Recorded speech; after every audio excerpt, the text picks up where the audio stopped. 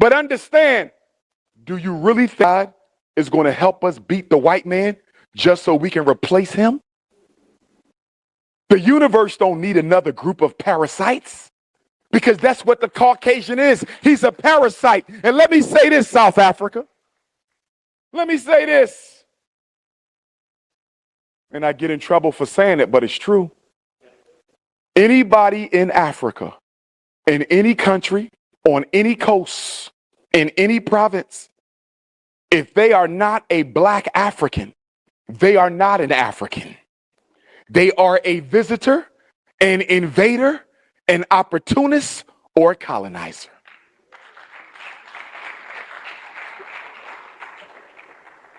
I know the South African Constitution says South Africa belongs to everybody who lives in it. Why doesn't the Constitution of Israel say that? Why doesn't the Constitution say that? Why doesn't the Constitution of France or Belgium or the UK says that?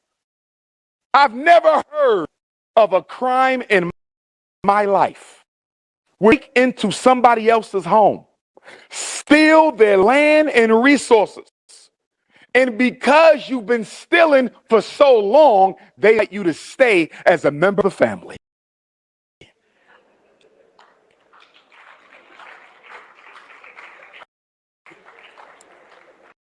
A few weeks ago, I'm watching entertain President Ramaphosa in the House. Donald Trump is talking about land appropriation crimes. First of all, if you steal something from me and I come take it back, that's not land appropriation crime, that's land appropriation justice. But in that conversation, I was disappointed that President Ramaphosa did not take issue with Donald Trump's narrative. He did not provide any context. Did you not tell this man that y'all stole this land? Did you not tell this man white people are not indigenous to South Africa? Did you not tell this land what we went through in apartheid? Did you not remind this man that South Africa was one of the last countries to get their freedom and independence?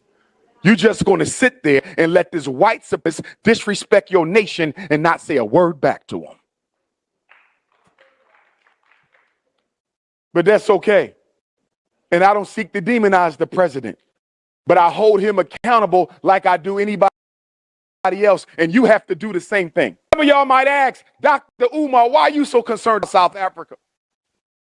You 20 hours away in Philadelphia, Pennsylvania. What do y'all care in New York and Alabama? What do y'all care in Atlanta and Houston? What do y'all care in Detroit and Chicago? What do y'all care in Oakland and Cincinnati? I'll tell you why we care. Because central to Pan-Africanism, true revolutionary Pan-Africanism, is the principle that as the African continent goes, so goes all African people in the world, no matter where you live. If South Africa never gets free, Black America never gets free. If South Africa never gets free, Black Jamaica never gets free. If South Africa never gets free, Black Canada never gets free. If South Africa never gets free, Black Brazil will never get free. So I have as much interest in your freedom as you do, because as the mother goes, so goes all of her children. Marcus Garvey said, a strong man is strong everywhere. And that's true, because everywhere I go, Chinese are in power and they are respected.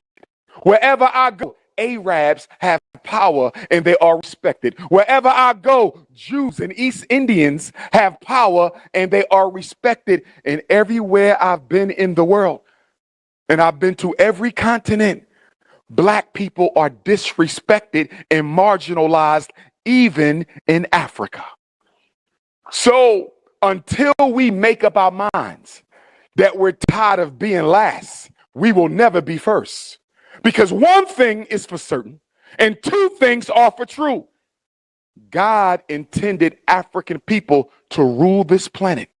You were never supposed to relinquish your divine control to the Caucasian. And this world will never run right until Black people are back in charge. It don't make us better than nobody. But we have a natural organic right to rule this earth. That's why we were the only people on it by ourselves for over 200,000 years. Do you realize if we never migrate out of Africa, you don't get Chinese? Do you realize if we never migrate out of Africa, you don't get Caucasians? Do you realize if we never leave Africa, you don't get East Indians? There would have been no other race if we never migrated the continent. All these other races are our children. And no parent allows their children to run their house. It is our job to take back control of the house. Brothers and sisters, it is important that we find a way to deal with our conflicts in a healthy fashion. One of the weaknesses of African people is our inability to handle conflicts in a reasonable and respectable manner. Somebody brought up the question to me yesterday. They said, Dr. Umar, what do you think about the immigrant crisis in South Africa? Where we got Africans from other countries coming into South Africa, taking jobs from South African, breaking strike lines where South Africans are trying to struggle to get better pay and employment. And I said there would be no South African immigrant crisis if South Africa organized and created your own Department of Immigration. I'm not talking about the government. I'm talking about the community. So that if you're coming from Mozambique, you check in with us first. You coming from Angola, you check in with us first. You coming from Botswana, you come and you check in with us first. You coming from Lesotho, you come and you check in with us first. And then we'll let you know what is okay for you to do in our, and we'll let you know what's not okay for you to do in our country. But the problem with us, we don't organize and we don't communicate with other Africans from other places. And then when they show up and do things against our interests, we're ready to cut them off. When if we would have invited them to the table for a respectable conversation, we could have alleviated all the problems. Let us understand something. These 54, 55 countries we have, that is the work of neocolonialism. That's not the work of black people. We didn't sit down at the Berlin Conference in 1884 and 1885 and carve Africa up like a pie. White people did that.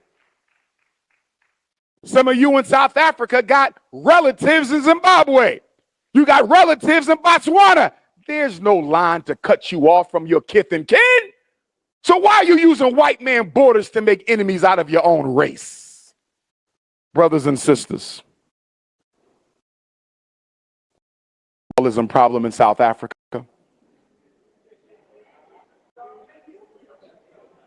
Oh, y'all done woke up now. We got a couple drunks in here. Listen, brothers and sisters, I don't want you drinking. Do you know why people drink? I'm going to put on my psychologist hat for a minute. People drink to drown out problems they don't want to confront and overcome. People smoke to smoke away problems they don't want to conquer, face, and overcome. If you're addicted to marijuana, if you're addicted to cigarettes, if you're addicted to alcohol, if you're addicted to sex, if you're addicted to eating, if you're addicted to shopping, I already know you have a problem inside of you that you don't want to face. And the reason you became an addiction to a substance is because they're using that substance to distract you from yourself. Understand something. None of us are perfect. Everybody in this room has some sort of an emotional issue, whether you was abused by your parents. Maybe you don't know your parents. Maybe dad was abusive to mom. Maybe mom was an absentee. No matter what the situation is, you have an ill that you must fight. We all do.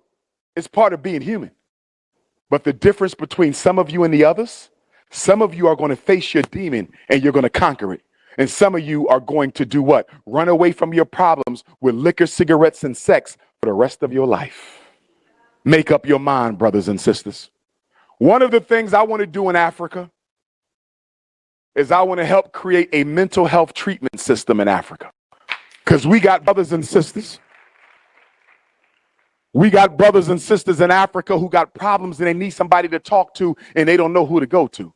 And unfortunately, in Africa, it is a stigma that if you need to talk to somebody, you're somehow spiritually weak. It's the same thing in America. Your brothers and sisters across the pond, they need somebody to talk to, some of them, but I was told that if I'm a good enough Christian, Christ should be sufficient. If I'm a good enough Muslim, Muhammad should be sufficient. And Dr. Umar is here to tell you right now, your mental illness has nothing to do with your religion. Mental illness comes out of the fact that you live in an unhealthy society created by white people. This is why we got to take South Africa back. Because if we want black people to be healthy and if we want people to be whole, South Africa must be ruled by black people.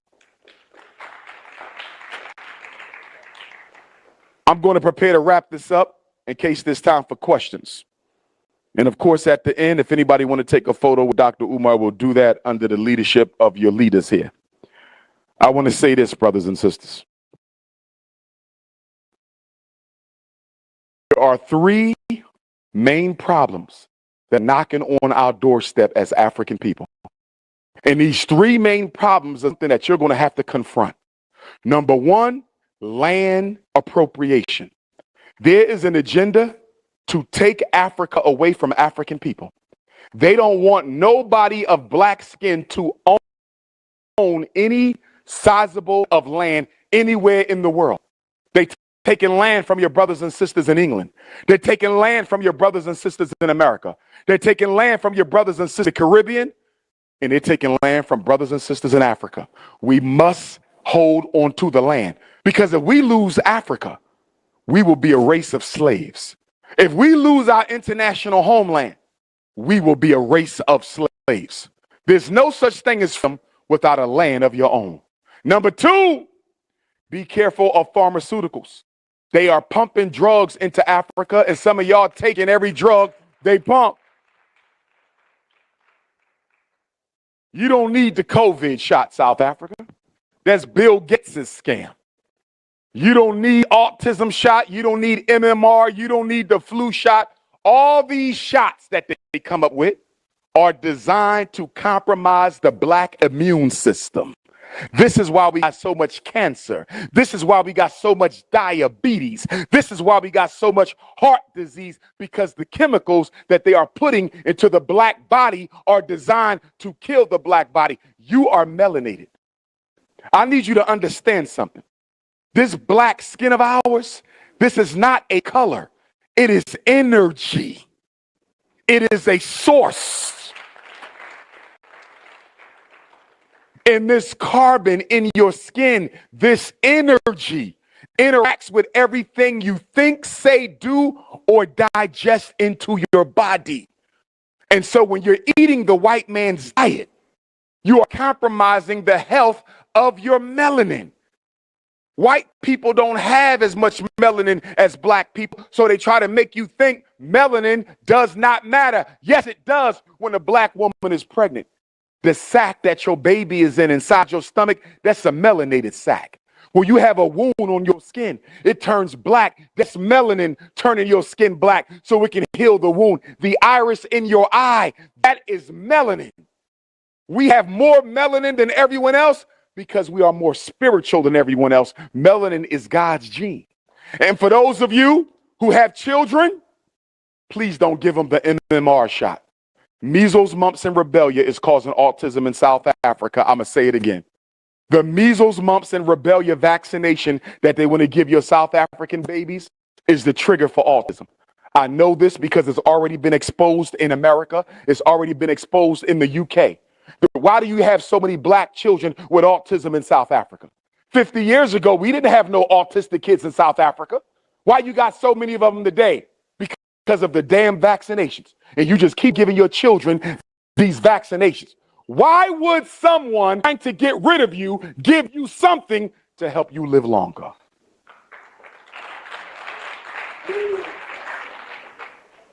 I want to say this. I wish all of you well in everything that you do. As I look around, I see a lot of young faces. Young people, let me give you a little word for your future. Don't waste your time doing nothing with it. Social media is a waste of time. Use it for your organizing, but don't become an addict to TikTok. Don't become an addict to Instagram. Because guess what, young people? The older you get, faster your life goes. One day you 17, you wake up, you're 25. One day you 25, you wake up, you're 30. One day you wake up and you're 40, and you're going to look back on your life and say, what did I do with the time God gave me on this earth? Stop thinking you will always have a tomorrow. You don't always have a tomorrow. Get your life in order now.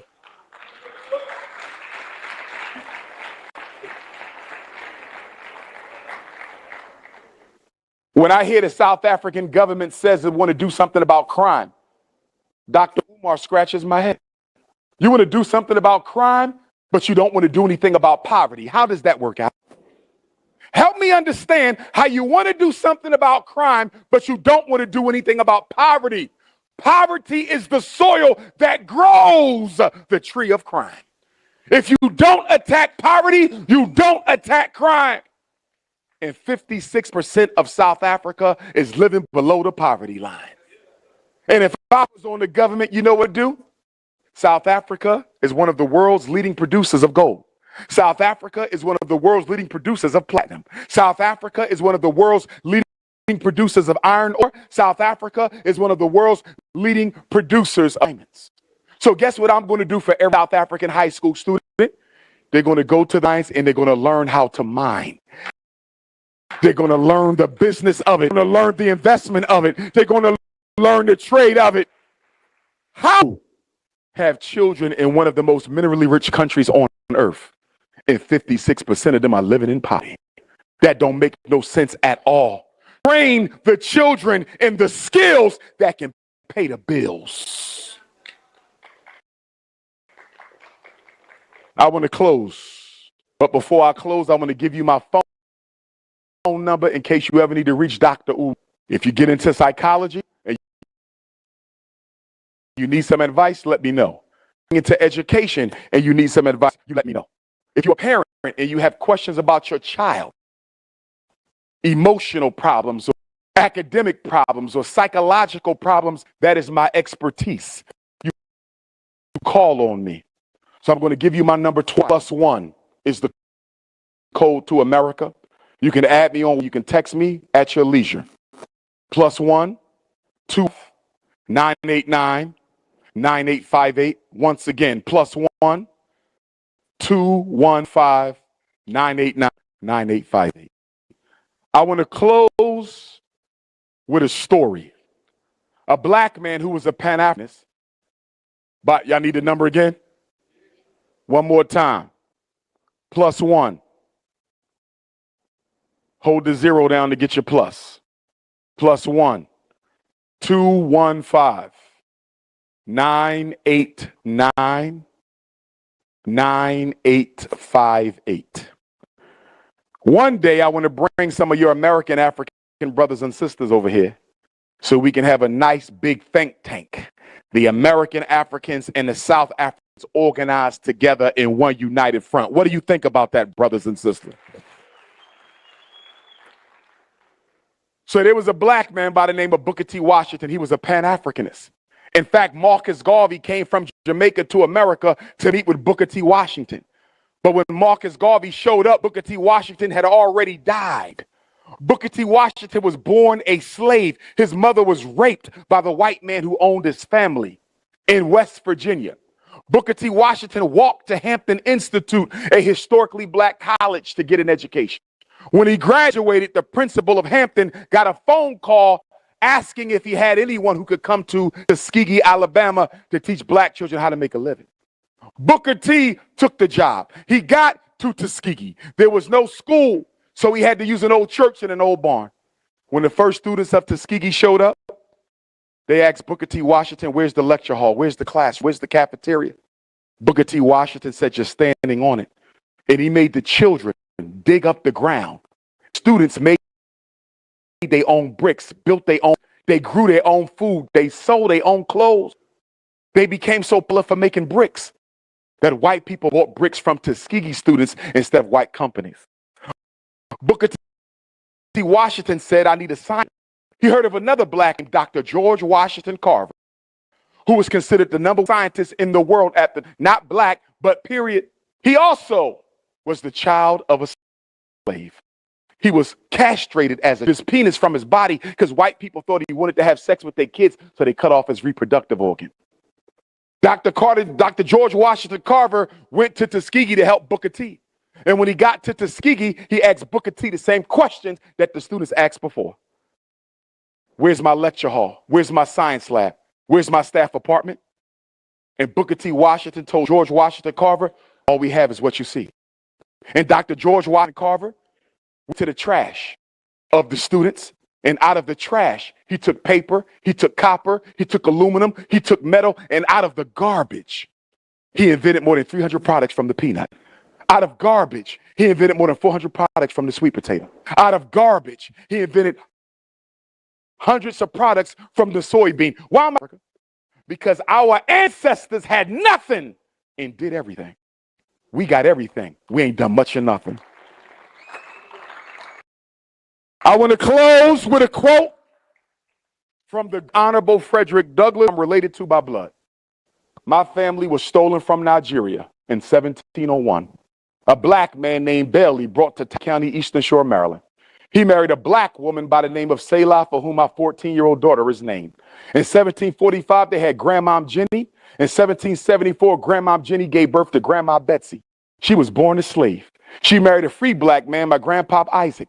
They had 12 children. One daughter was named Harriet. Another daughter was named Young Betsy, my 5 times great-grandmother, born in slavery. In 1818, Aunt Harriet was raped by the slave master.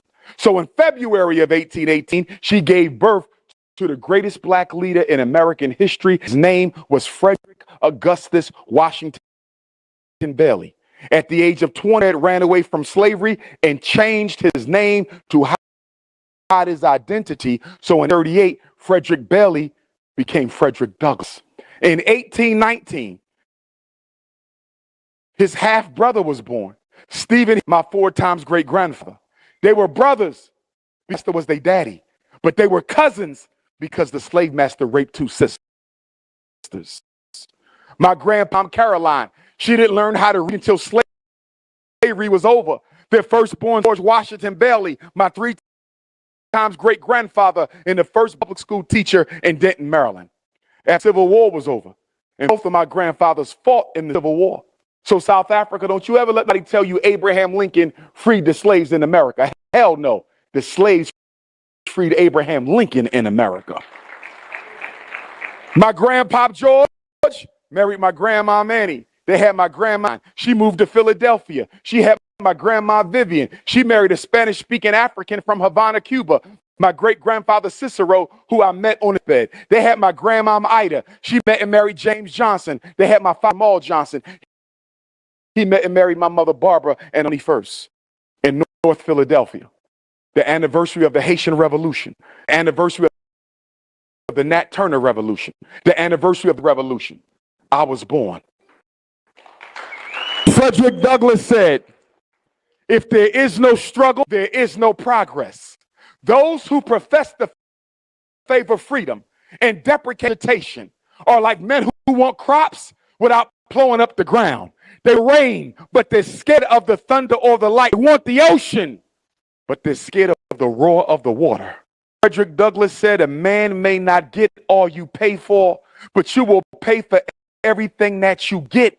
And if South Africa is ever to become free, you will have to pay for that freedom. You may have to pay with blood. You may have to pay with life, but freedom is not free. Frederick Douglass said, for 20 years, I prayed on my knee freedom, but the good Lord gave me no freedom until I up off my knees and start praying with my feet. From white people, why do you look for pity? The man who pities you will never respect you, and the man who respects you has no need for pity, no struggle, no progress. The Honorable Marcus Messiah Garvey, who gave us the red, black, and green flag, and the greatest Pan-Africanist movement of all time, and the greatest human organizer of all time. Mouse copied Garvey. Hitler copied Garvey, although Garvey was not a racist. Mussolini copied Garvey. If you study white nationalism, you copied the program of Marcus Garvey. There would have never been Malcolm X if there wasn't an Earl and Louise Little. Malcolm X's mother were officers in the Garvey movement. Elijah Muhammad, who founded the Nation of Islam, he was a member of the Garvey movement. Every great black movement came Garvey. Kwame Nkrumah of Ghana used to go to UNIs in Philadelphia and study Garvey. Patrice Lumumba would study Garvey. Robert Sobukwe of the Pan-African Congress was a student of the teachings of the Honorable Marcus Messiah Garvey. Garvey said, and I want you young people to hear me well when I say this. Garvey said, without confidence in yourself, you are twice defeated in the race of life. Without confidence in yourself, you are twice defeated in the race of life. But with confidence, you have won even before you have started. Marcus Garvey said, the greatest weapon used against African people is disorganization. Garvey said, we don't suffer because we black. We suffer because we're black and disorganized. Garvey said, if the black man and woman are not careful, you will drink in all the poison of Western civilization and you will of it. Garvey, are you an African or are you a Jamaican? Are you an African or are you a Jamaican? And that black man stood up and said, you ask me, am I African or am I Jamaican? I tell you, I would never, ever give up a continent for an island. I am in Africa. South Africa, I love you. Black power.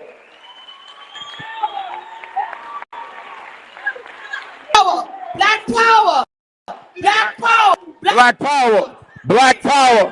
Ifatunde. Ifatunde. Ifatunde. One love, family. Thank you, my friend.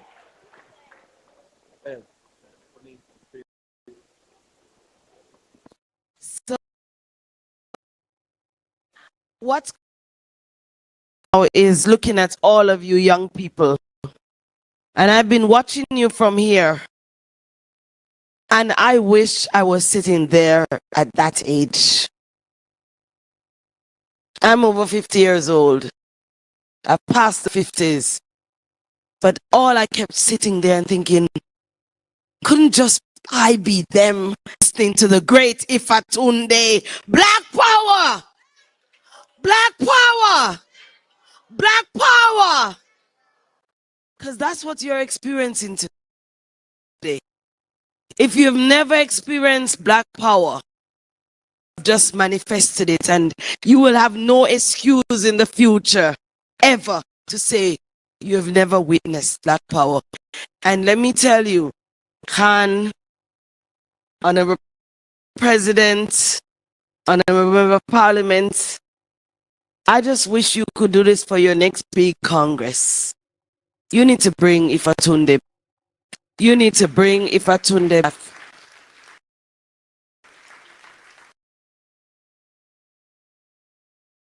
Miller, and I'm a student of history. I'm an Africologist.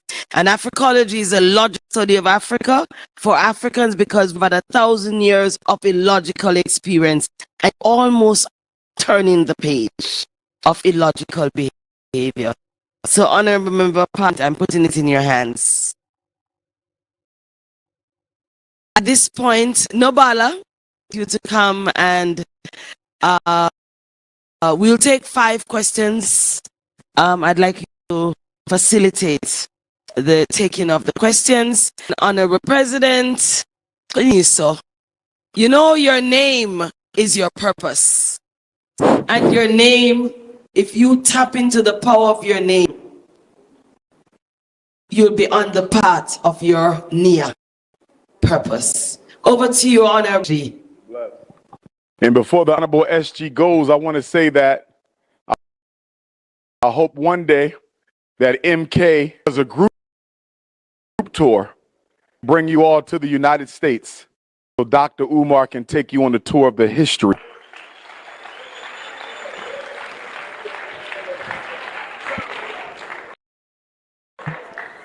All right, come run round because it's late this evening. We'll take a run of hands of, we'll do five. We'll do five. So we'll start 1, 2. Make sure you get some women, Honorable Secretary. 3. Where the sisters at? No questions from the queens? No question. Okay, it's fine. 1, 2, 3, 4, 5, 6, 7. Yeah, that's All right. Who's number one? over there. State your, I will repeat it. Who's my one? Okay, stand up, please, brother.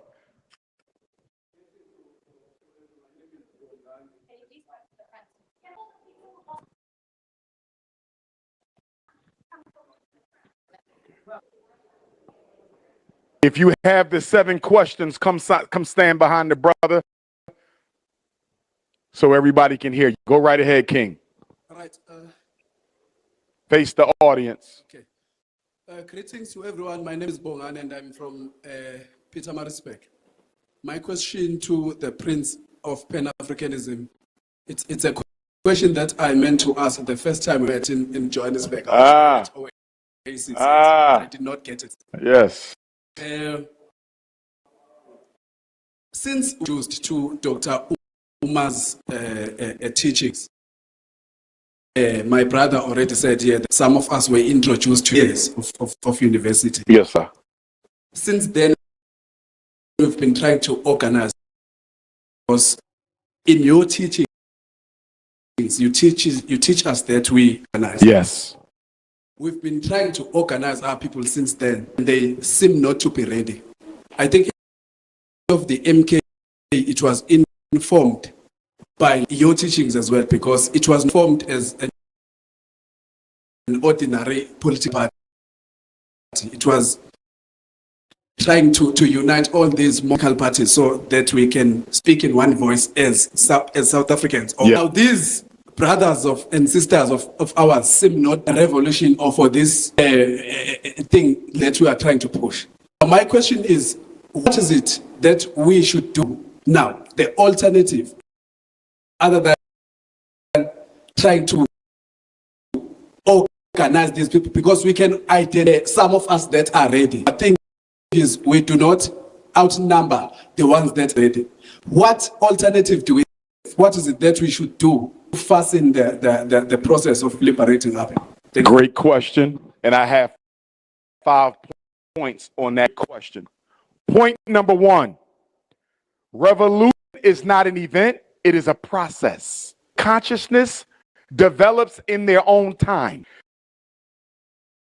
She may be awake 5 years before she becomes awake. He may take 20 years to wake. So as we recruit and bring people into, we are patient with those who are not yet ready. Because when they are ready, they might be more loyal to the ones you've been fighting with. So give people to grow to where we want them to be. And this is why we need a study group. Because in the study group, you help educate them so they can begin to formulate their own. It's going to be hard to wake. That's number 1. Number 2, don't assume you are the best person in the group. Others. This is where the ego of the need can get to us. She might be a better organizer. Who is the best people person? They are the ones who should go out fishing for new members.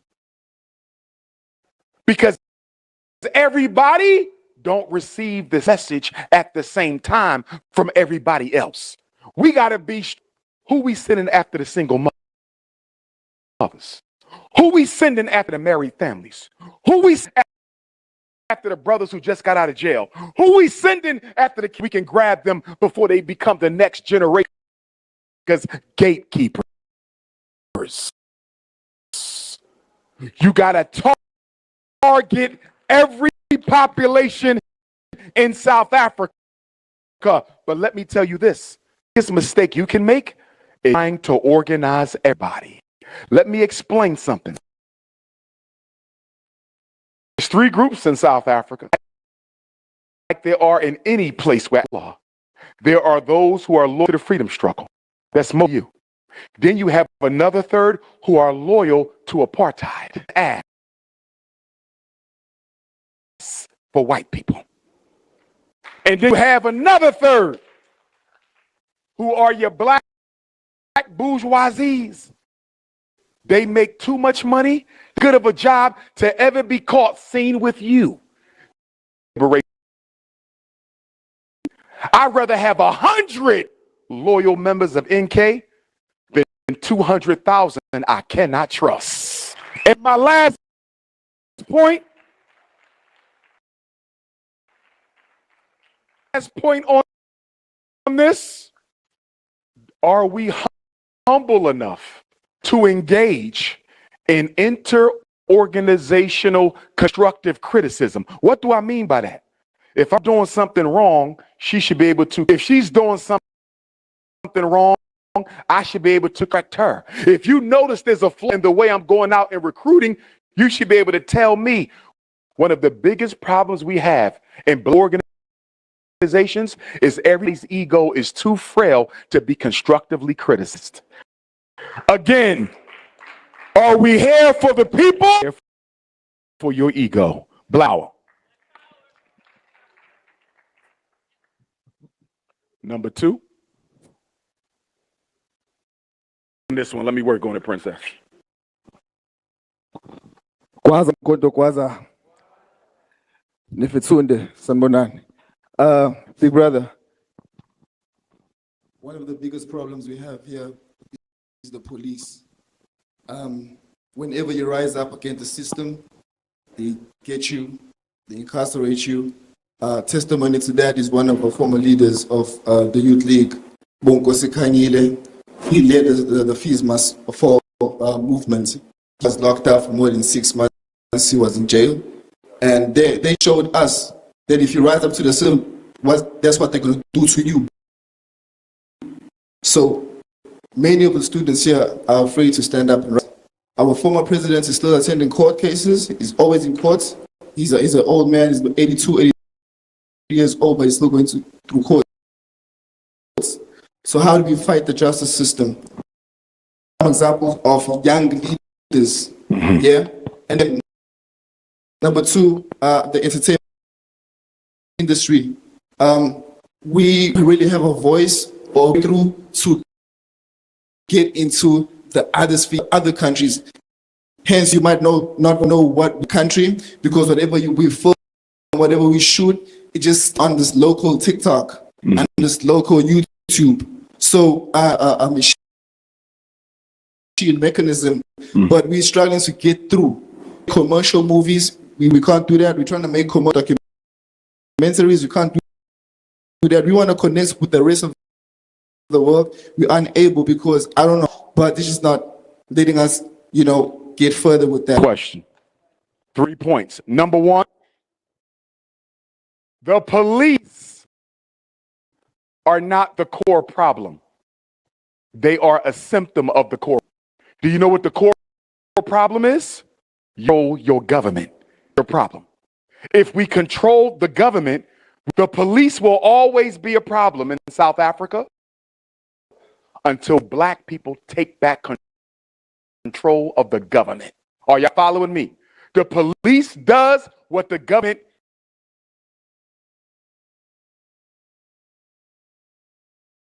police. The primary job of the police is what? In every country controlled by white money, the job of the police is to protect the interests of the capitalists.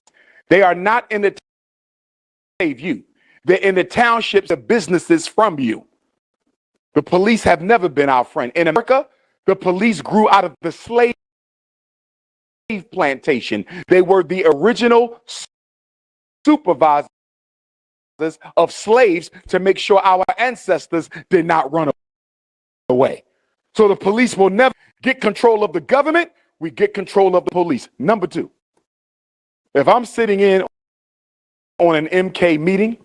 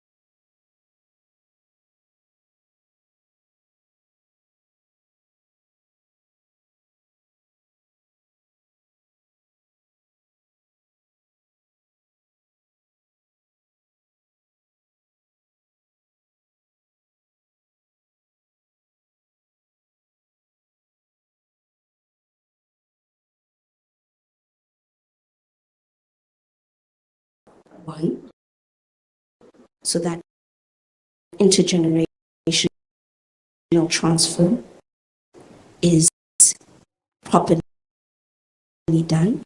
Then secondly,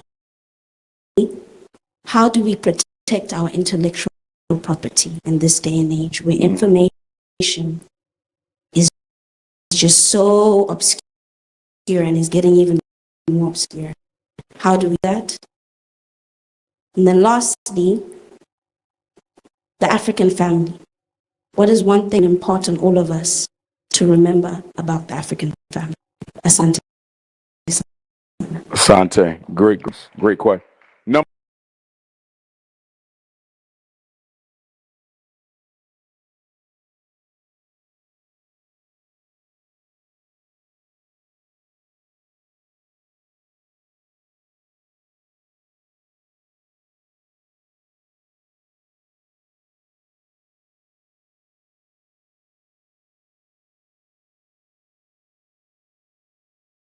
go and giving you stories of the time with Bukwe, and giving you stories of the time with the Mandelas, giving you stories of their time in detention. We need that wisdom because the elders are the continuity, the intelligence of the struggle. You're the warrior. They're the continuity of intelligence of the struggle. The biggest weakness of African youth in the world is we don't have a council of elders. Get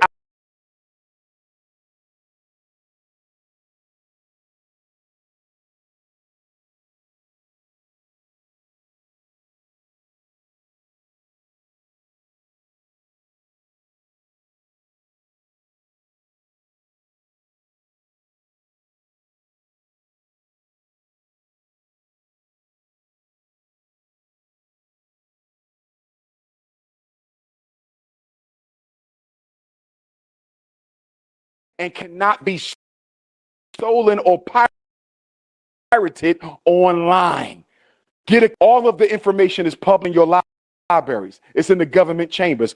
Create an intellectual property committee whose job is to study and inform the leadership of MK how exactly we go about trademarking our name, trademarking our logos, copy literature. You have to do that because I can tell you, our slogans, they steal my logo. Y'all see them.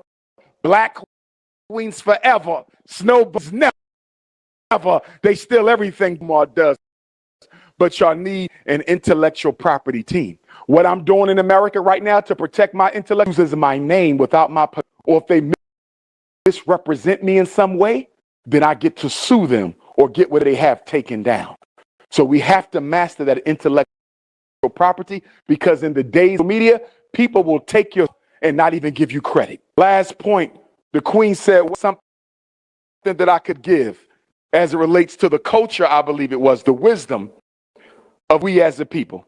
I would say this: serve the children, remember the ancestors, and never be afraid to die for the people.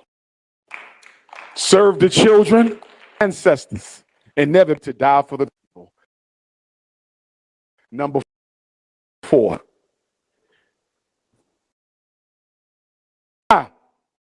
African family, we got to get married. Fellas, I know the sisters are fine. I see them, but almond queens, my caramels, my chocolate queens, my fudge, my pina colada. Just need you to understand something. All my African brothers, listen to me. I'm dead serious. The black woman is not your plaything. She is not your toy.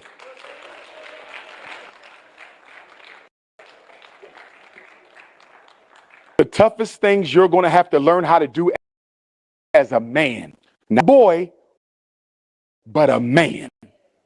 And that is find that woman. And you will know when you found her. Do you have the discipline of all the other women and commit to your mate? That is the hardest thing for a man to do, but we have to know because nature and your ancestors, brothers, don't always give you a second time to find a good mate. If you miss the one for you, she may never. We as black men got a bad habit down to enjoy success at the dinner with women who never struggled with us. When you dine, you should dine with the woman who wanted your ass when you had nothing. Black power, number 4. Greetings everyone in the house. My name is Ernest Frika. Yes, sir. I'm a citizen of South Africa who's been the former liberation movement, refused to abide by the betrayal of the former liberation movement and other political parties who claim to fight for people. I've been covered with some, I'm only have only 2 questions. Thank you, the speaker, to ask the questions. That was almost the question that I had. Only 2 questions on education and Afrocentric consciousness. Many South African universities promote or Eurocentric ideas as a superior knowledge. How can young Pan-Africans challenge the academic narrative while succeeding in this institution without being isolated or silenced? Question number 2 it's about economic liberation and one of often encourages boycotting multinational operation that exploit black communities. But many people rely on these same companies. Is it realistic to reject them without strong, self-reliant alternative and how do we practically begin building those alternatives? Thank you. Great question. Number one, the Eurocentric curriculums in South Africa. In America, we have historically black colleges. Although they are historically black and out of a need for enslaved Africans to, and although those HBCUs in America cater to the needs of black students, they are very much Eurocentric as well, right? So yes, we love Howard and we love Morehouse and we love Spelman and we love all the HBCUs in America, but many of them are still dominated by white money authority. Okay, there's HBCUs in America, black history. So this question, African-centered curriculum, goes right back to Parliament. It goes right back to government. Governments legislate curriculum. Curriculum, if we want the history of South Africa, if we want the culture of South Africa taught universities, that is an agenda for election. That is an agenda item for Parliament. But I'm going to go a step further, because as an educator, I often hear from the teachers in South Africa that our brothers and sisters in South Africa are influenced away from speaking their indigenous tongues in school. Is that true? That they want to speak the white man tongue, the Chinese man tongue, everybody tongue but their own tongue. That is issue for legislation. So let us organize. We need in Parliament and national government and change the curriculum. The second question, as it related to global capitalism in South Africa, anybody running for office in South Africa, if Dr. Umar were a citizen, one of the biggest questions I would have for your next presidential election, what corporation are you going to build in South Africa that is going to be controlled by black South, that is going to employ black South Africans, and whose revenue is going to be invested into black South Africa? I would vote for a political candidate in any African who does not have a plan to build black industry for the benefit of indigenous black South Africans. Thing that you have to demand talking to folks who are running for office. You don't demand it, you will never get it. And before we go to number 5, I want to tell y'all this. Democracy is important. Voting is important. But guess what? We have to make sure we don't allow them to distract us from the that what South Africa wants is their land and their resources back. Don't get too caught up into who winning and who losing. Get caught up into how we're going to get our resources back. Because guess what, South Africa? They ran the same game on Black America. We voted for Barack Obama, and we voted for Bill Clinton, and we voted for Joe Biden, voted for Jimmy Carter, and we voted for John Kennedy, and we voted for all these politicians thinking that they're going to change something. Listen, and I don't want to have to say this, they got to. South Africa was taken in blood. South Africa in blood.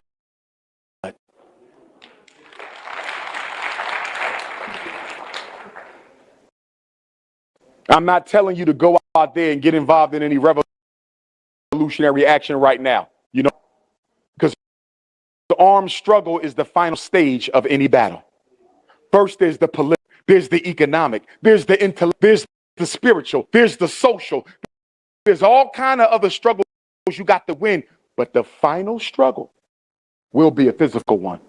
If you think for 1 minute you're going to take South back with a vote and not a bullet, your mind.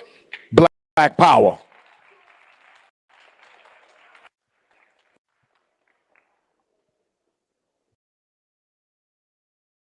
Number 5. Go ahead, King. No, sanibona abantu abadala, sanibona abantu abancane kunathi. Mr. Thobani Zikalala. I am an independent political analyst and the head of the Center for Critical Social Political Dialogue. I work like you. Quick question before you continue. Yeah. Who finances your My work solely independent. solely independent? No white corporations. No white corporation. Okay, brother. Get that brother a hand. Be free. Free air. I made a lot of notes. I could have said a lot of things, but because I'm conscious of time, I want to make a point. Some of the benefits that disturb the Black Liberation Project is our relationship with the concept of time, right? And of course, the discipline to respect time, to respect the fact that if we say 4 o'clock, we say it's 10 o'clock, it's 10 o'clock. And I say, of course, I want to denigrate anyone. But I want to say, sometimes we focus so much on the philosophical decisions, and we don't focus on the very minute, small questions of the fact that we must be a disciplined political force is able, because we are dealing with an organized political global system. And if we want it as if we are doing a TikTok trend, like some freelancing, and we're not going to be so organized and so disciplined, even to, I think the Black Liberation Project is to be delayed by a further 100 years if we don't at least fix our relationship with discipline and time. But I digress. I said, note. One of the questions I want to, Dr. Umar, to reflect is this idea of when we speak about unity, Black solidarity. I mean, Bigo mentioned this. It mentions Black solidarity. Amika Cabral speaks about the idea of unity. Some of our best sons and daughters of Africa have always been concerned about the question of unity. I mean, it's unity for what sake? What do we mean when we speak unity?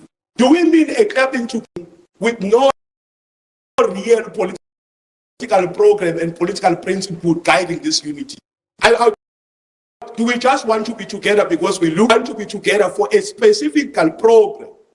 And also, do we mean by unity, does it mean if my neighbor must I to come and unite in your house? Or we can unite and build a cohesive political community as a one united force without having to burn the different houses we live in. I don't know if you hear what I'm saying. I follow you. Question, because I think in South Africa, I think this question for them is a question that they've been in for the past 2 years. This question of building, people are feeling that as if MK wants to almost swallow every big MK party without understanding that, I mean, Black solidarity and Black unity must be built not for own sake, but for the sake of the future of the project. All of our leaders, from Mosama, Gavi to Bigo, have always been concerned about it. The last point I want to make is this one. I mean, I'm going to leave all the other things. Hold it. Let me deal with what he said, because it's a good point. I need y'all to understand something. Weak unity without uniformity. Are y'all listening to me? Unity without uniformity. What does that mean? It means that they're of solidarity, that we all agree. Beyond that, you can do whatever you want. For example, one of Dr. Umar's principles of solidarity: I will not struggle with you. I don't care who you are and where you are, if you a damn hopper. Do you understand? If you date outside the race, I don't trust struggle with you. That is a personal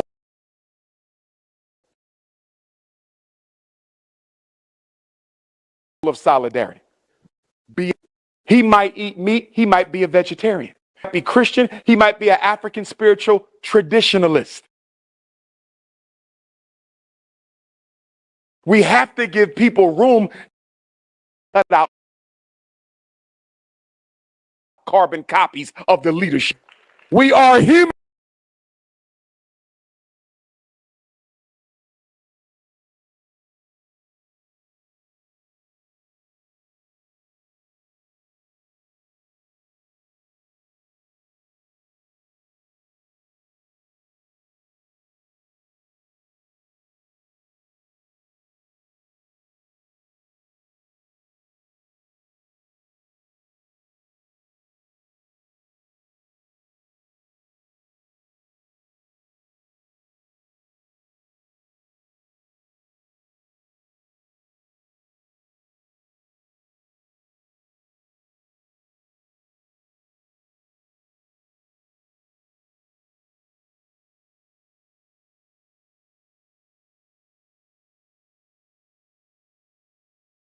the sake of unity, or is it unity tied to a political agenda? It's both.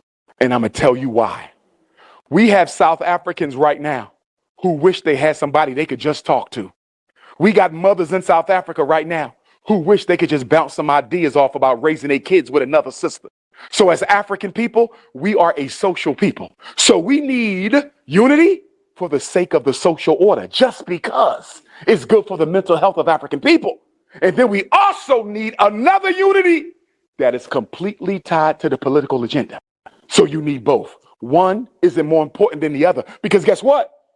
You cannot win a war if most of your soldiers are mentally unhealthy and socially imbalanced. Black power. I mean, quickly, because I see the SG is very anxious about the idea of time. Yeah. I mean, illegal immigration as a consequence of colonialism and capitalism. Yes. And not as an occasion our African brothers do to come to South Africa. But also South Africa in its historical basis as a key factor in the building of the illegal migration labor force in South Africa. I mean, Cecil John. Yes. The South African capitalist system is a key factor in the building of the illegal immigration bloc in Africa. The last point I want to ask you is this. If you remember before 1963, before the so-called African Liberation Day we celebrate today. Yes, sir. Before the 25th of May 1963, Fanon, Nkrumah, Julius Nyerere on the other side, Mama, they debate, right? The Monrovia and the Casablanca group. My question is very simple. What do you think happens when the Casablanca group wins the debate? Because when the Monrovia, the other group wins the debate, right? The nation state becomes the continued reality of Africa. So the idea of whether I'm Zimbabwean or South African is maintained because we refused to immediately integrate in 1963. So what happens when the other group wins? What happens when Fanon and Nkrumah win the debate and not Nyerere? What happens to black unity, especially in Africa? And what happens to the idea of migration and the idea of nationhood and identity? Great question. Great question, my brother. You're a deep thinker, too. I appreciate that. 3 points to what he said. I want y'all to understand that there's something called political evolution. If we choose the wrong people for office, eventually the spirit of the people will replace them. South Africa will have another independent because what you got for all your blood in 1894 is not what you paid for. It has to be another struggle. To my brother's point, the reason you do not have a United States of Africa is because you have 54, 55 arrogant leaders who don't be held accountable by the other arrogant leaders. Are y'all listening to me? Nobody in Africa wants oversight. Anybody else in Africa? It is the ego of the Negro that is keeping Africa disintegrated. And that's exactly how the white man wants to keep it. You know why? Because 1/3 of all African countries, not South Africa, because y'all large, but 1/3 of Africa is too small to stand up to America, too small to stand up to England, too small to stand up to Belgium, too small to stand up to Russia, too small to stand up to France. And that's how it wants it. The white man can't go to war with them. White man know Benin can't go to war with him. The white man know all these small little countries don't stand a chance. Africa has to, in order for Africa to become powerful. But again, can't bring that USA, United States of Africa, because the leadership does not accountable for its decisions. And the only way we change that is by raising up a new continent leadership. I am of the firm opinion that the next great revolution in Africa will be South Africa. I want you to be careful how you treat the immigrant brothers and sisters. I didn't say you can't check them for going against the South African people, but do it with love. Because when that continent-wide revolution comes, You're going to need that immigrant brother from Botswana. You're going to need that immigrant sister from Angola. You're going to need that family from Lesotho. So let's make sure we practice diplomacy. And what is diplomacy? The art of being respectful, even though I don't trust you. We're going to need diplomacy to get to where we need to be. Because guess what? Most of Africa is still steeped in tribalism. Y'all know it because to an extent, South Africa still has a tribalism problem. You don't think I hear the conversations about the Zulus versus the Xhosa? Yes, I hear it. I hear it. Everywhere I go in Africa, there's a beef between the two largest kingdoms. What you beefing for when y'all got the same enemy? Bring it all together. Because when you die,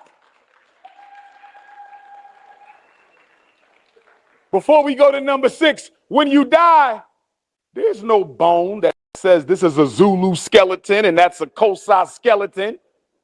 Ain't no bone, this is Swazi and this is Khoi. You just Africans, period. Love the kingdom, love the culture, love your history, love your legacy. But don't let it turn you into the enemy of another African. Your culture should be a weapon for us, not a weapon against us. Black power. Number 6. Black power, Black power. no sharing. Black power, Black power. no sharing. Black power, Black power.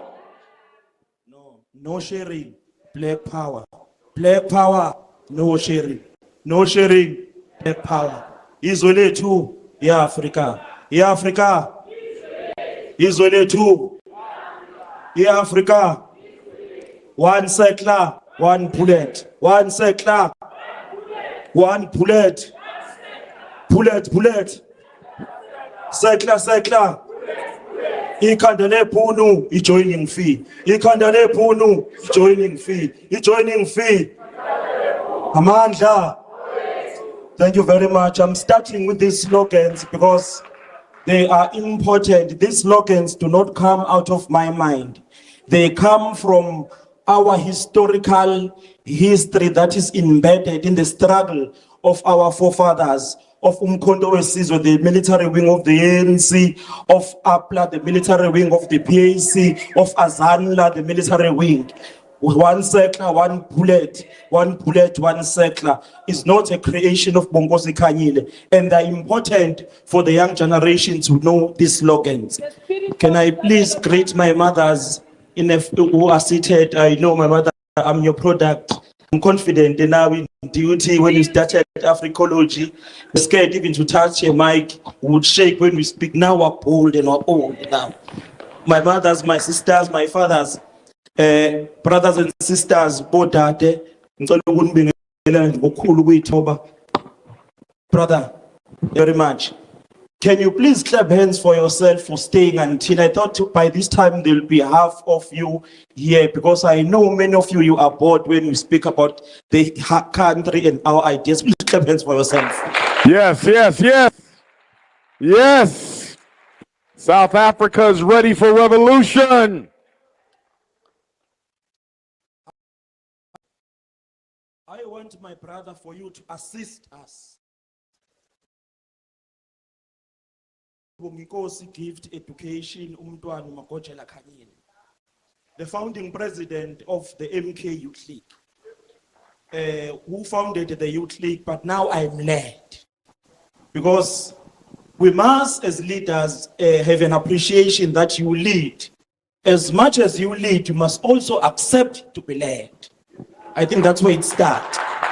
We are led now by the leadership.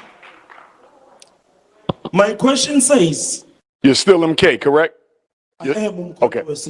But I'm a volunteer. I don't hold any position. Just a volunteer on the ground. My question says, I was part of the people who agitated for Fees Must Fall. Where we said during Fees Must Fall, education must be free in terms of its content and in terms of its monetary value. Into two components. We fought for the decommodification of higher education because we thought that education must be like a public good, not a private good. Because we understood that OR Tambo taught us that any nation that does not take care of its youth does not deserve its future. If you educate me, I become a doctor, or I become a nurse, or I become a lawyer. I'm not a Kanyile lawyer. I'm not a nurse for the Kanyile, but I'm a lawyer and nurse of the nation that is service to Africa, as Sobube correctly articulated. We argued that education must be free in terms of its monetary value. On the part of content, we said we want a people's education for people's power. With African problems, they deserve African solutions. We no longer want Eurocentric answers into Afrocentric problems. We want our education to mirror ourselves, our aspirations, our dreams, our being, and our totality as the Black indigenous people of this African continent. After saying that, we further said, on 1955, there was an adoption of the Freedom Charter, which is a document I fundamentally reject as a person, because it says all of us were equal, black and white. I agree. I reject the Freedom Charter. I'm not part of it. But there was only one clause that we stood by it as the fees must fall generation, that said education must be opened for all. It was adopted by elders who are currently running this government. But also President Mandela, when he campaigned in 1994, there's even a poster where he said there must be free education for all. Also in his own speech, Nelson Mandela said education can be used as a tool to liberate the poor. When you go to universities, education is very expensive. I studied in MUT, DUT. I studied in UKZN, Howard College. The last studying when I did law, it was very university. That's how they call it when I went there. At Vert University, a year for you to stay in residence of Junction, it's 117,000. Food is 80,000 if you eat at the cafeteria. Then there are book allowances. Then there's a tuition fee. A year almost is 200,000 by that time when I studied law at Vets, which therefore says because a law degree is 4 years, it means your degree is 800,000. If you say education can be used as a tool to liberate the poor, then you make it expensive. Who will have access to this education? It is going to be white people, and it's going to be the children of politicians who are in cahoots with these white people, not me and you as ordinary people of South Africans. Then you said fees must fall. After saying that, my brother, we were traumatized. We were arrested in numbers. We were sent to jail. I am part of the people who was arrested by then. I'm a physical victim who went to jail. Abu Sihle who just spoke before me. That is why he has clarity. It's because we used to share notes during Fees Must Fall. Some of his ideas he speaks are my ideas. I'm joking. Copyright, patent, trademark. So there are many comrades who are a fallest generation that we were with. We were traumatized, sent to jail. There was a state of emergency that said, on campus, you can't be a group of 3. If you're a group of 3, you can be arrested. They targeted people in residences, sent them to jail. I went to jail. When I went to jail, I was denied bail at a regional court, high court, and until constitutional court. We were made an example. There is fear amongst young people who see that those who tried this never won, actually. I need to take my degree because I come from a poor family. How do we kill that fear to these young people whom are leaders? Because most of them, they are registered in universities. What is it that you must do or study or pursue to kill that fear? The last question, because of time. I want your view. because there's a constitution. I'm a Marxist, I'm a pure Pan-Africanist. But Karl Marx argues that there are two cohesive arms of the state in any nation, which is a non-cohesive arm and a cohesive arm, which means you have the indoctrination of your social media, your books, your past and everything else. But also there is a cohesive arm, which are the police and the judiciary and so on and so forth. Yeah, they know. Our president in 2021, he was arrested without trial. Literally, the Constitution of South Africa, which was duly adopted in 1996 for the democratic dispensation, was overridden on daylight. Because there is where you say all processes must be followed for us to arrest a person. A judge, literally Judge Zondo, Ubered himself or walked to Constitutional Court and said, there's now a sentence, go fetch President Zuma in Nkandla, because they disliked him. We went on the street. When we went on the street, some of us were arrested. I'm still on the trial. You know, on my papers, it's not only the state which is a weakness, it's also black people. One of them that I found who are to give evidence is now a card-carrying member of Umkhonto weSizwe. How do we kill how do we kill treasury in ourselves as members of the organization? But also, what is your thinking in a role of the judiciary in a democratic dispensation? Do we respect it or do we defy it? And as I give my beautiful Secretary General, what is your view in feminism and what is your view in polygamy? Clarify as you want to know. Give my brother a hand. Give him a hand, brothers and sisters.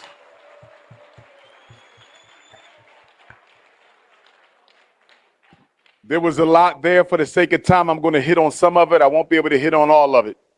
Okay? Number one, no government should be respected if it disrespects the people. The government derives their authority from the will of the people. When the government no longer honors the will of the people have no obligation to honor the government. That's number one. Number two, I follow South African elections. And one of the things that puzzles me when I follow South African elections, same thing in America, it's the same thing. Issues like this, fees must fall, I haven't seen it as a major issue since fees must fall. So why do we keep voting for people when they don't have our agenda on their platform? See, we have to take responsibility for the fact that we are condoning our agenda being dismissed. I didn't vote in the last presidential election. A lot of black people said, Dr. Umar, how could you not? Because neither candidate, not Kamala Harris, not Donald Trump, they offered nothing to African people. I don't vote unless you're giving me something. You have to stop validating a system that ignores you. On the issue of feminism, I want my sisters to be careful about feminism. Feminism was created by the CIA to destroy the black family by turning the black woman against the black man. Listen to me, sisters. That don't mean we can't have black womanism, no. Because if she say Dr. Umar brothers are exploiting sisters, we got to deal with that. Men are putting their hands on their women, we got to deal with that. And our revolutionary organizations, they don't want to give sisters leadership organizations. They only want our sisters for cooking and taking notes and giving out cookies. We got to deal with that. There is sexism in the black community, but black men do not control any institutions. by which we can disenfranchise black women. So feminism don't work in the black community because the black man doesn't control the black community. But we can have a black womanism. What I'm saying is black women have the right to hold black men accountable. But I'm also saying black women don't have the right to unite with white women against black men. Because guess what? That white woman will fight all day for her rights. But guess what? At 5 o'clock, she goes home and serves her husband. We have to make sure, black women, that we're not letting other people's agendas manipulate you into destroying your own family. And black men, we have to stop limiting our sisters to stereotypical duties in revolutionary organizations. I'm glad to see you in the position you in. Okay, I thought that was the police coming for me. Okay? And as far as polygamy goes, let me ask my secretary, is there a shortage of black men in South Africa? What is the male-female ratio? It is? 1 to 5? 1 to 5. So let me say this to my beautiful African sisters. I'm being told it's not enough brothers to go around. So y'all know what that means. We're going to have to do a little bit of sharing, just a little bit. But listen, brothers, if you can afford 2 women, why are you looking for 2? No romance without no finance. So first of all, you got to be able to afford it, my brothers. But black women, I want to say this. We cannot allow our community to be destroyed because black women don't want for your sister what you want for yourself. Nobody shares because they want to. People share because they have to. And I'm not saying we're ready for polygamy in South Africa right now, because a lot of you young brothers, you are oversexed and undisciplined. If we went to polygamy today, all you do would be running out there with your little stick trying to get some. We don't need that. We need discipline and we need organization. If Dr. Umar was in charge of polygamy in South Africa, guess what, brothers? You want 2 wives? No problem. Your first wife will be the wife you want. Your second wife will be the wife the community chooses for you. Do y'all see how that works? Oh, yeah. See, it got quiet now. You thought you was going to have 2 fine chicks? Nah, family. Nah, family. You're going to have 1 fine chick and 1 fixer-upper. I'm dead serious. Because polygamy is supposed to work for the village. Am I wrong? That means an unattractive sister, or a sister with a disease that she can't get rid of, or a sister with more children than what the average man might want, she should have as much right to have a husband as the most attractive woman we have. So polygyny is supposed to benefit the women so they're not raising kids on their own and dying in old age alone. So if black men are engaging in polygyny for the village, then you should be willing to accept whatever wife the village gives you. And if you're not willing to accept whatever wife the village gives you, you're not in this for the people, you're in this for your pee-pee. And I'm going to leave it right there. Where my number 7 at? Okay, we got to stop because of time. We got time for the pictures? Yes, afterwards. Okay, when we're done, and I want y'all to listen. When we're done, there's going to be 2 lines.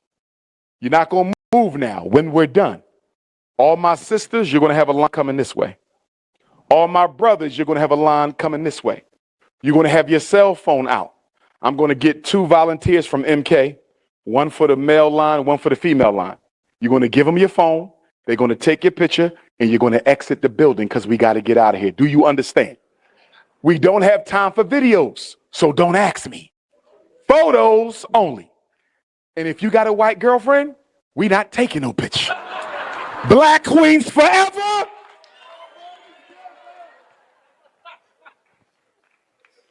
Thank you so Thank you so much, Dr. Uma. To wrap it up for us, I am going to call the head in Togo of the MK Party Youth League. He's the former convener of this beautiful region that we're in called eThekwini. Mongameli Uqiniso Cibane.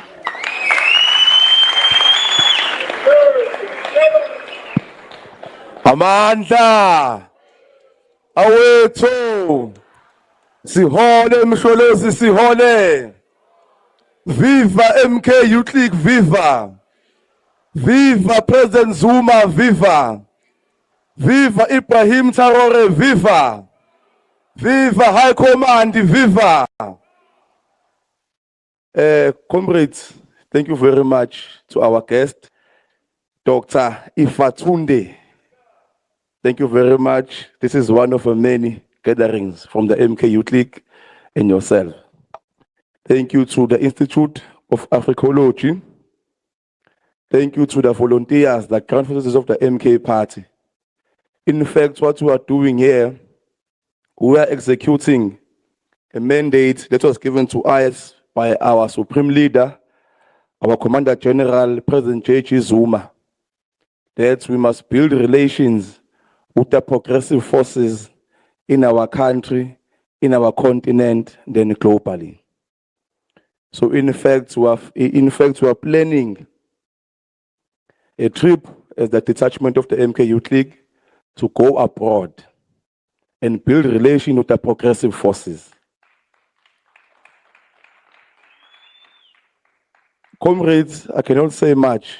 A lot has been said here, but I would like to take on some few words which Comrade Zigalala, which is stole from me. I think he censored my speech.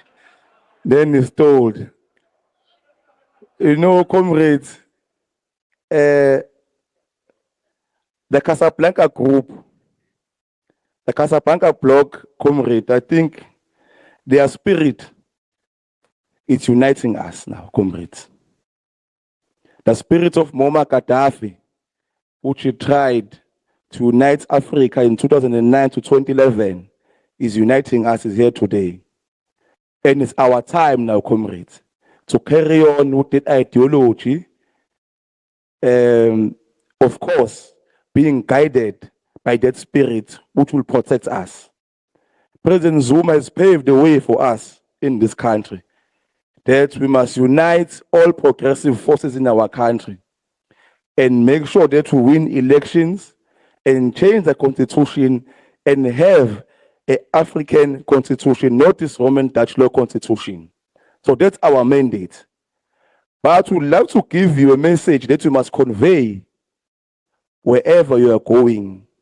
That in 2024, 29 May, the votes of the MK Party were stolen in this country with the assistance of USA. They used Janet Love. She came here and she rigged IEC for 2 hours. Now, our revolution phase was that we must vote at the beginning. But there is a phase that is coming that will lead to us to pick up arms and fight for this country. So we are not anarchists. MK Party is not a party of anarchists. We are Democrats who believe in the Constitution, even though we want to change it, but we believe in it. But we must convey this message that MK Party votes were stolen last year, May 2024. Amandla! Sicela nje umuntu engalali comrades afake laphayana with our guest, our artist, an international artist called Ntengalali, which will give us 2 songs, then we execute this venue. But be rest assured, we'll be coming to America and we'll invite you again to come and lecture us. Amandla! Awethu! Kwaza mkhonto kwaza! Sipilele msholozi sipilele! Viva msholozi viva! Sihole msholozi sihole! Die GNU die! Die Ramaphosa die! Die Mbalula die! Die Senzo die! Die Nkebane die! Forward to free education, forward. Forward. Forward to free education, forward. Forward. Baholi bethu, baholi bethu, siyanixelela, siyanixelela, ukuthi amandla, amandla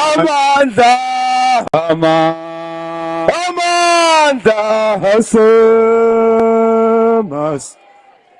Baholi bethu, baholi bethu, siyanixelela, siyanixelela, ukuthi amandla,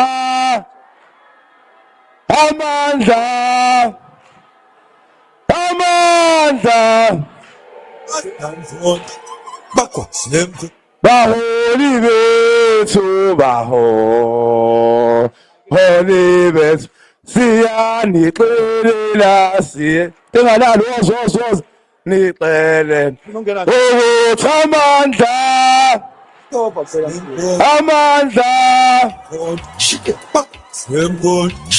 wasamkhonto bakwasemkhonto wasamkhonto bakwasemkhonto wasamkhonto bakwasemkhonto wasamkhonto bakwasemkhonto wasamkhonto bakwasemkhonto wasamkhonto bakwasemkhonto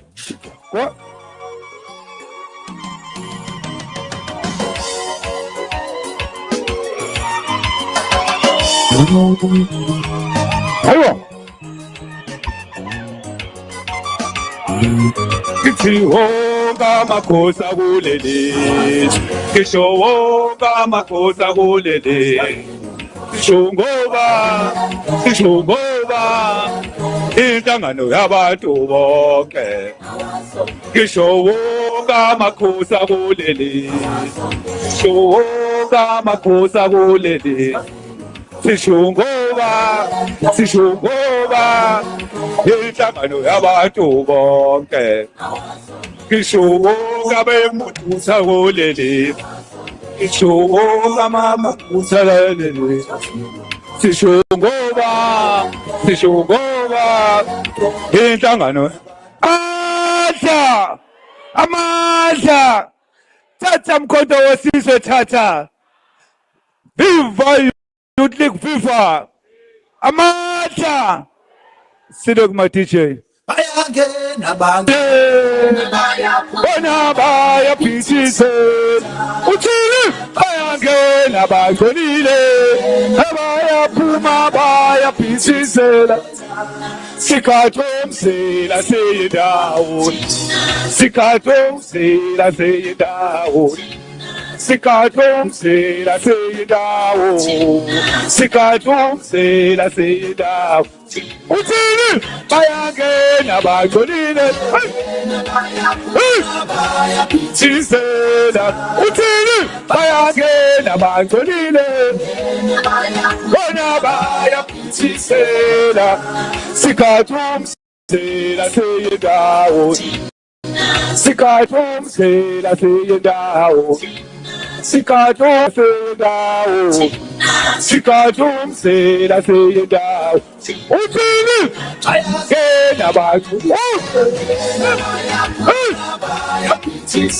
uthini bayangena bagconile bona bayaphithisela baba sikhathomsela seyindawo sikhathomsela seyindawo sikhathomsela seyindawo sikhathomsela seyindawo bayangena bagconile bayaphithisela bagconile bona bayaphithisela uthini sikhathomsela sikhathomsela seyindawo uthini sikhathomsela seyindawo sikhathomsela uthini ulayini mawuqonde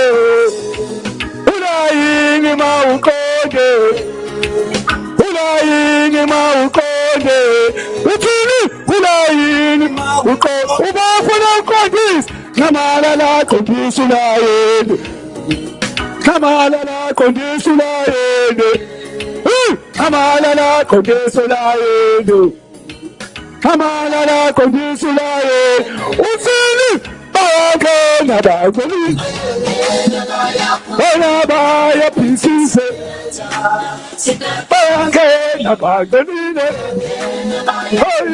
bayaphikisise sikhathumse aseyo ndawo sikhathumse aseyo ndawo sikhathumse aseyo sikhathumse aseyo ndawo Abasha! Wathatha! Hayibo! Bona umkhonto kawuboni. Black power, black power, black power. So you've heard what Dr. Umar instructed. All the sisters come in line here. Those want to take pictures. All the brothers come in line. Let's make a move. We gotta go. Come on. Real quick, if you want a photo, come up here with your cell phone right now. All ladies over here, all brothers over here. You're going to come up on the ramp. I need a volunteer from MK to snap the pictures for me right there. You got me, my brother? Yeah. Okay, go ahead and stand right there. Give him your phone. Oh, yeah. Okay, who got your phone? There he is. Okay. Yeah.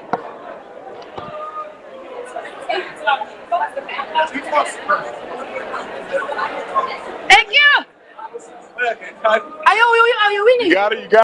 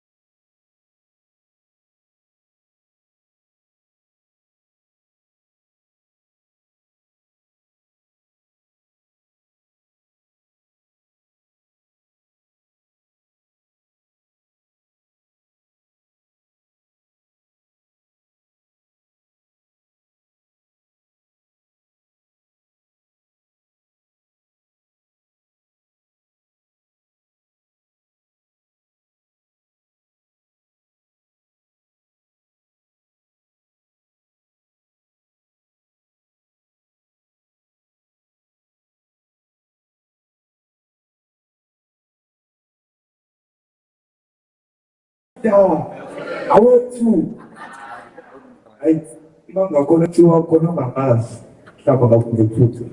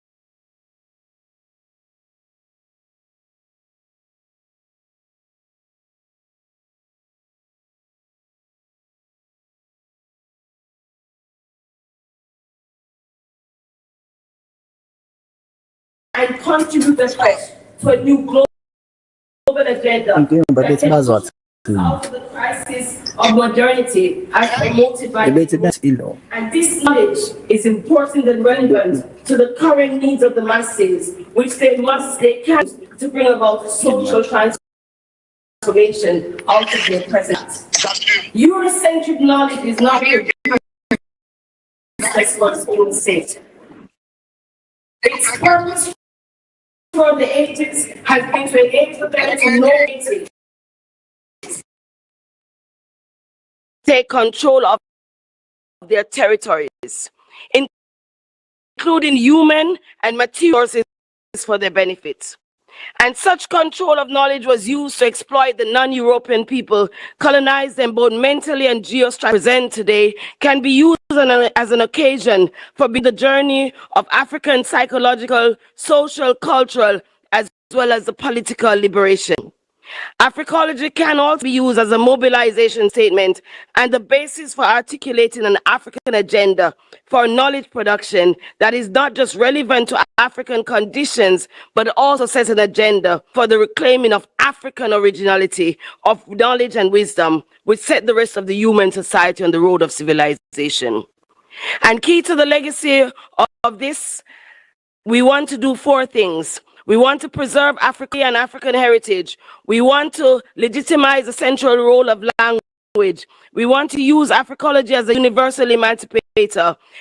And most importantly, when my elder gave me this work, they said institute an Africology Pan-African Center. Well, today I'm here to report to you, 5 years ago, on the 11th of July, here in the Kingdom of KwaZulu-Natal, there exists a living Pan-African Institute.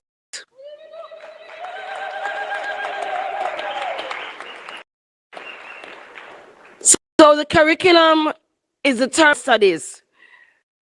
The aim is to encourage that you continue to study logically and do fact-finding on African knowledge systems.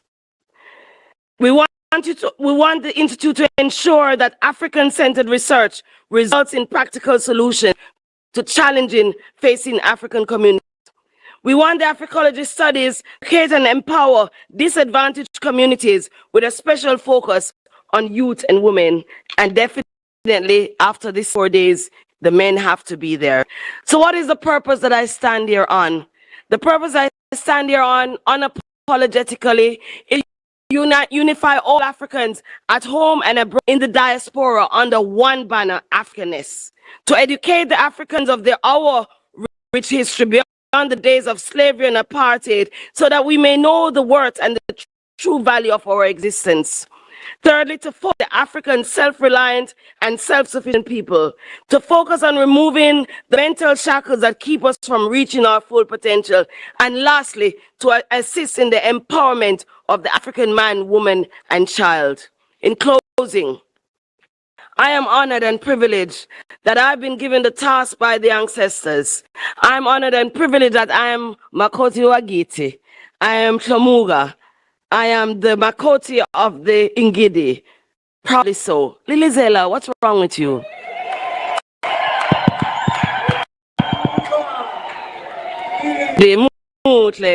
So we set up the Institute to respond to this, which is why I stand on this stage. We're going to deal with the prelude miseducation about African history. We're going to deal with the decline in the appreciation by African people for the respect of traditional values, symbolism, and African systems. We will be responding to the popularization of terms such as Pan-Africanism, also to deal with the definitions and the practical ways in which we can implement. Lastly, our work at the Institute is to develop a study in the international way to explore, highlight, teach, and network internationally based only on the African prism, the African-centered approach. Siyabonga.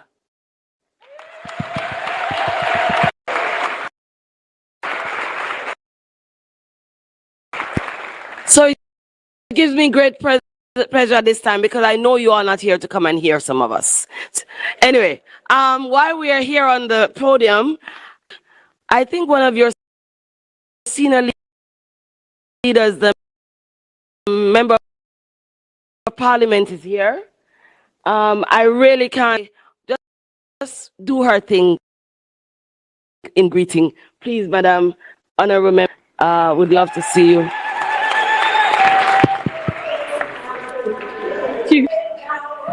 Say Sabalenda, Eguyo, Yimbilenda. Oh, Yimbi, say Sabalenda, Yimbilenda. Yimbilenda, Sabalenda, Yimbilenda. Au Yimbilenda, say Sabalenda, Yimbilenda. Yimbilenda, say Sabalenda, Yimbilenda.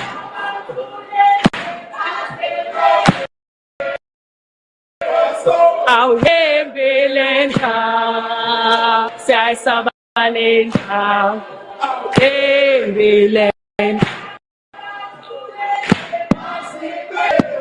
Au Yimbilenda, say Sabalenda, Au Yimbilenda. Amandla, Amandla. Is Comrade Noma Buthelezi, the provincial spokesperson of the MK Youth League and the member of the Parliament Assembly, groomed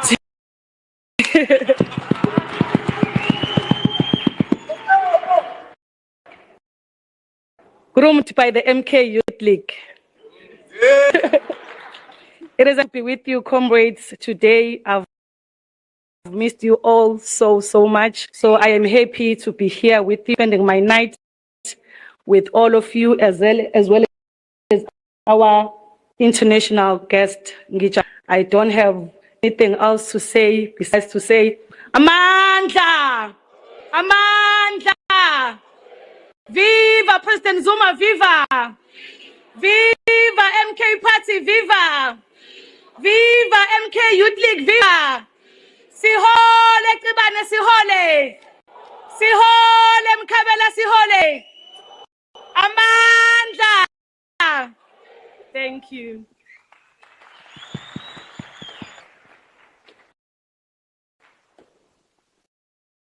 Side to see that our leadership is in place,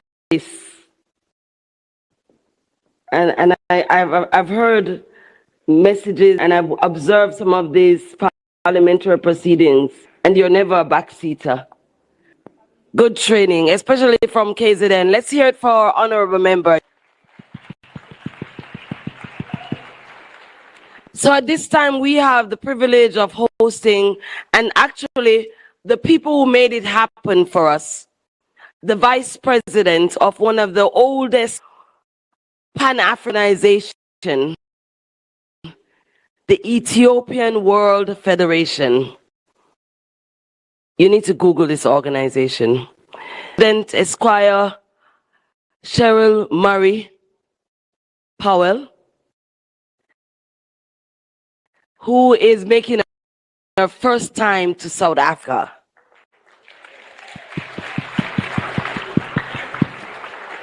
They chose to have their convention in Tanzania. So once again, let me ask her to come and give us a message of support. Thank you so much for making it and for making this happen.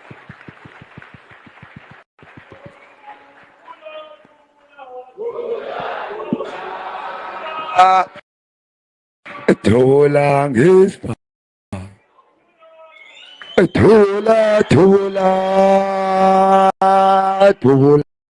ngespa. Thola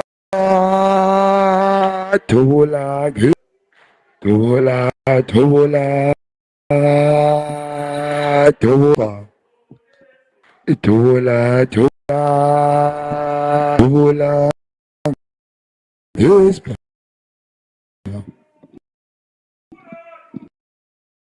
Tubula ta. Tubula Gispa.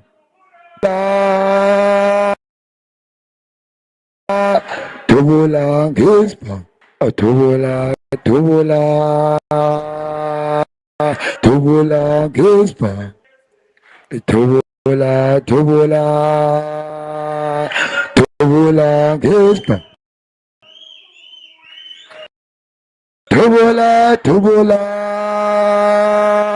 tubula Gispa. Tubula, tubula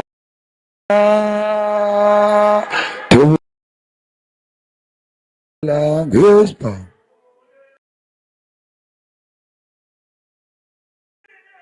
Tubula, tubula, tubula Gispa. Tubula, tubula, tubula Gispa. Tubula, tubula, tubula Gispa. Tubula, tubula, tubula Gispa.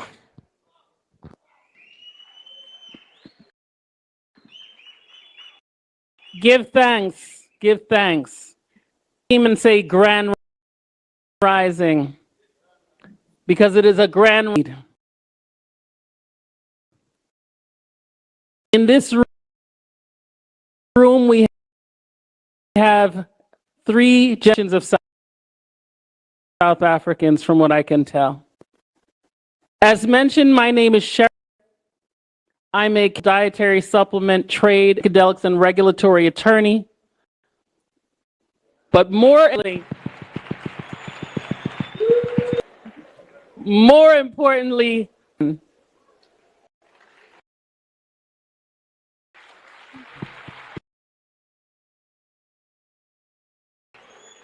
and I stand here in capacity of the first vice president of the Ethiopian World Incorporated. First of all, thanks to Mama Ya Ashantiwa for this coming together, what we have today. Applause and honor to my sister. She has great plans. She has great plans for South Africa. It's very appropriate that we started off a song by Bob Marley. That song is one of hope and revolution and change. We can be buried in the belly of a ship, struck down by tanks, but our spirits will always rise as revolutionaries. Grand rising, grand rising. We may be bent, but never broken. And South Africa is a place where that revolutionary spirit is very much alive. It's in the air. And to see young people in the room, it means that now. I have with me my mentors and elders, 2 of which are here. And also make sure I recognize Empress Ima, Atheist Ima Young, who is responsible for being here in collaboration and partnership. But we have Rastati on that end, and we have Sister Marjorie on that end. And as we go on this track, what's coming next? We need to make sure that we are getting good counsel and mentoring. So it's important to be surrounded, and that's why I'm glad to see generations. With that said, I'm going to tell you World Federation, but what I'm extremely excited about is the Institute of Africology, Pan-African Institute. The Ethiopian World Federation incorporated Imperial Majesty Haile Selassie I, the great emperor of Ethiopia, King of Kings, conquering Lion of Judah, Rastafari, Rastafari. He founded the organization because he traveled the world. And wherever he went in the world, the diaspora, he would see that Black people weren't treated like they have the royal lineage that they have. And there was a disruption in our ancestral memory of the fact that we were great kings and queens. And he wanted to make sure it was clear that we don't have to accept that treatment because we have an identity with Ethiopia, an identity with Africa. And that's why he formed in New York City the Ethiopian World Federation Incorporated. Since the past few days in South Africa, accompanying none other than the great Dr. Umar Ifatunde on his journey and his visits, we have had nothing but excellent treatment by South Africa, the people of South Africa. Doubted we were home before, we are reassured that we are home now based on your hospitality and treatment. So for that, I give you a tremendous amount of thanks. Today, we spent time at the Institute of Pan-African Studies, not too far from Durban. It was with great joy that we got to encounter the young people, brilliance of young Black boys of South Africa, South Africa's future. This work that is being done must continue. This work that's being done must have the support of all of those in the room today. It is too important that we don't skip a generation that has this revolutionary spirit. But that revolutionary spirit needs to be guided by knowledge and wisdom.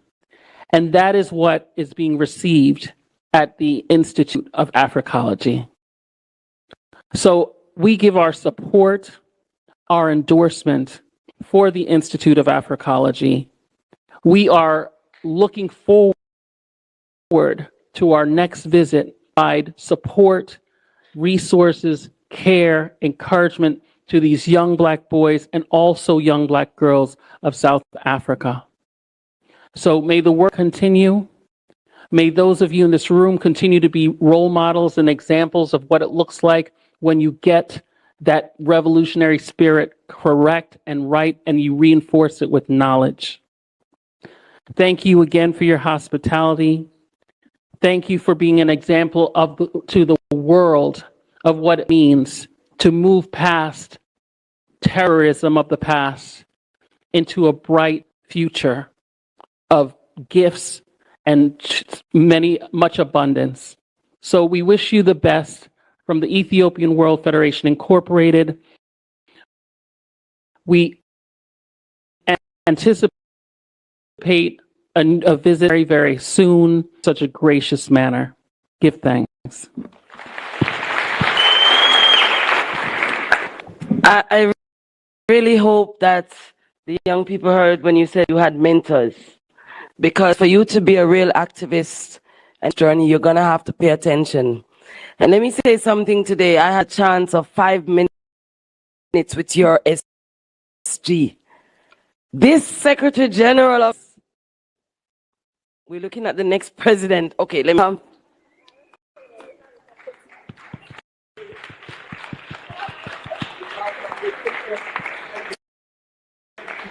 But if I don't endorse you, but what I'm saying is, in the 5 minutes I spoke to this young woman,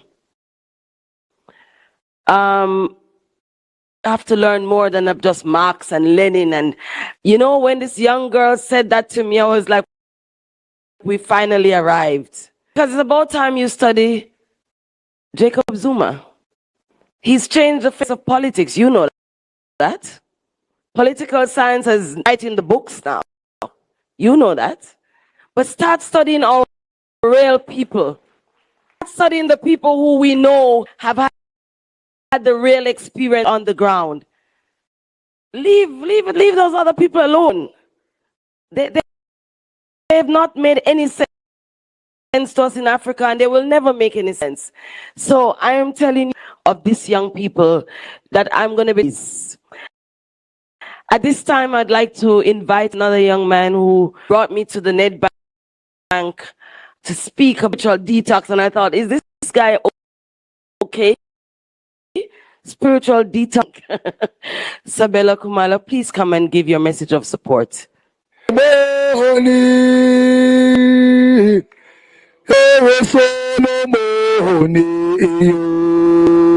Let's say that, comrades.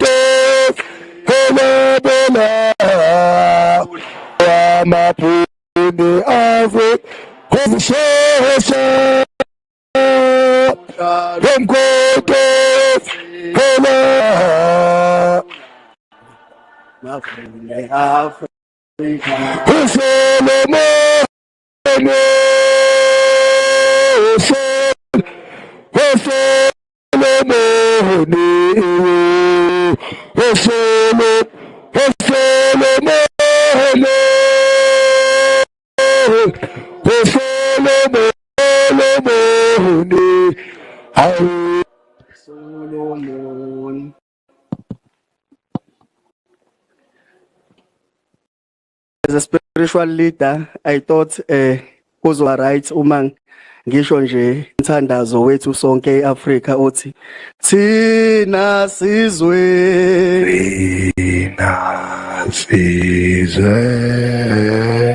esimnya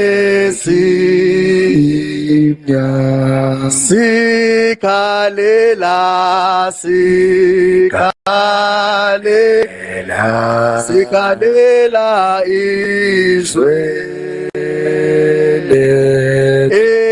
elathathwa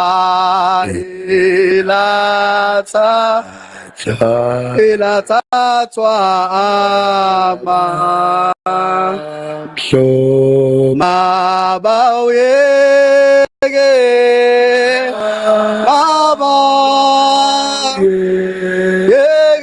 umhlaba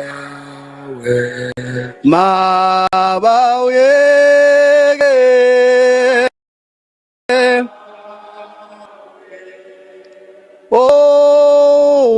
umhlaba wethu. Thank you. I stand before you not only as a voice, but as a vessel carrying the echoes of our ancestors, the questions of our youth, and the responsibilities we inherit as Africans, called to lead in spirit and in structure. To our mama ya ngiti, umama wesintu, umama wesizwe sonke, umthunywa ubuholi, I thank you. Your work is not seasonal, it is sacred. From inquiry to very gathering, you have planted a seed in young men that will grow into forest of characters, accountability, and spiritual resilience. Ngiyabonga kakhulu mama. To Africology, the institution that holds the flame of intellectual sovereignty, I honor your role in returning us to ourselves. To Dr. Uma Johnson, Sister Shir Powell, and all leaders present, ngiyanibingelela ngobuqotho. Your presence is a testament to the fact that the movement towards liberation is multidimensional. It is scholarly, spiritual, and strategic.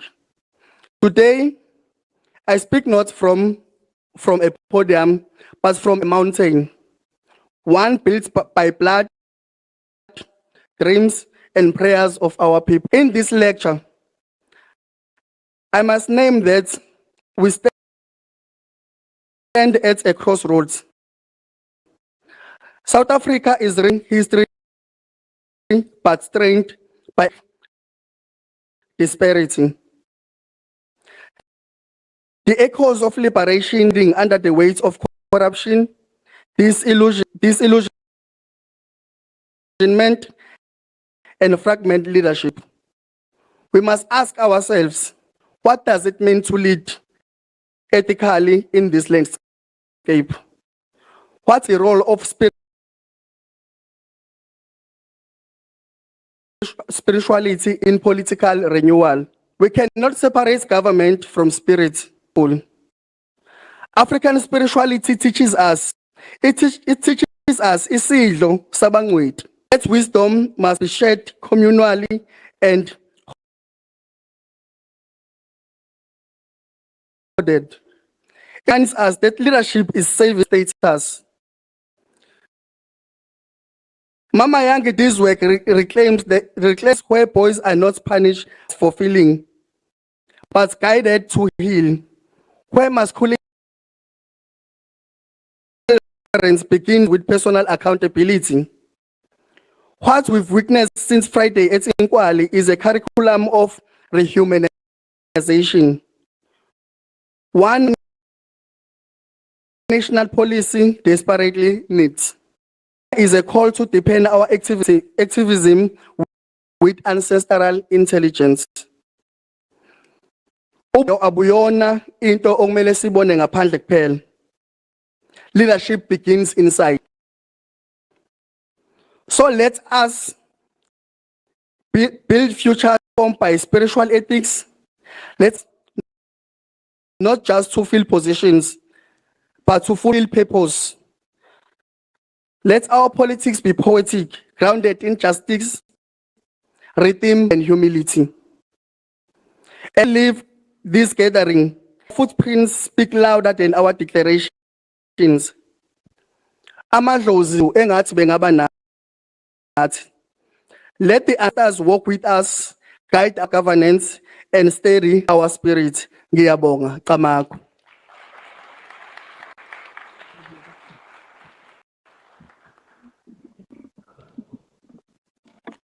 It was His Majesty Emperor Haile Selassie said, let us be of a new race.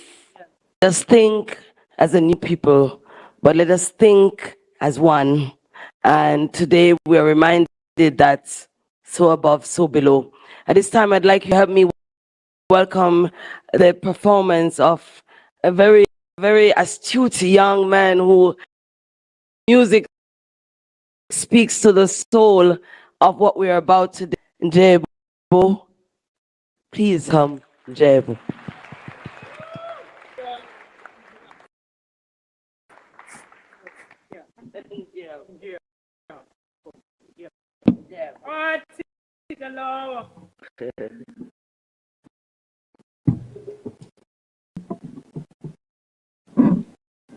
Molweni.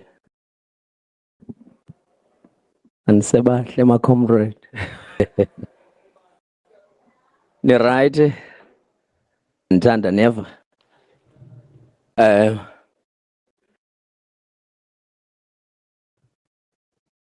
Andiyazi lana. Kodwa ke ndinethemba igama lam ndinguNjebo. Ndinani maybe for the next whatever 10 minutes or so I'm gonna give maybe 2 pieces. Enzoyula ithi intombi yomthonyama. Intombi yomthonyama hayi umuntu omnyama. Umthonyama. Eva ke ndimfanisa amabele akafana nentaba yasecofi yabo amabele entombi nalo ntombi iphi ndibona isuka phi emhlangeni phi enyokeni kwa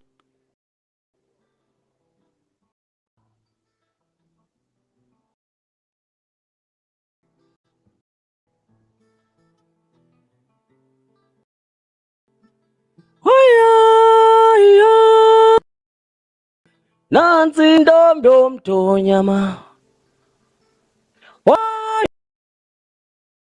yo domtonyama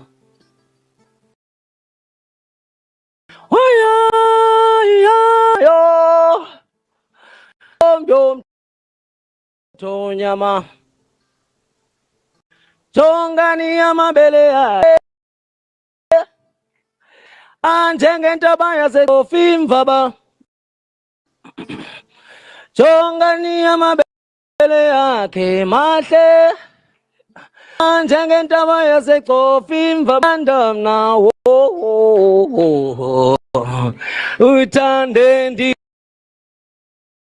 ngalenzwakazi ngasendikhwele phezu kweze igama lakhe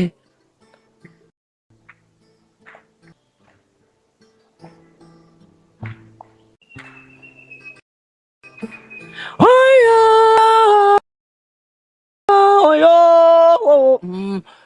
na nyama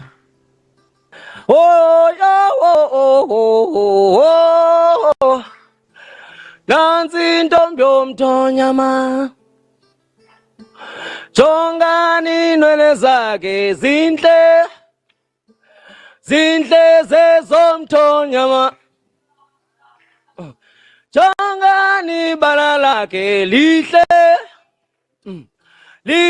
ibala lomthonyama damthanda mna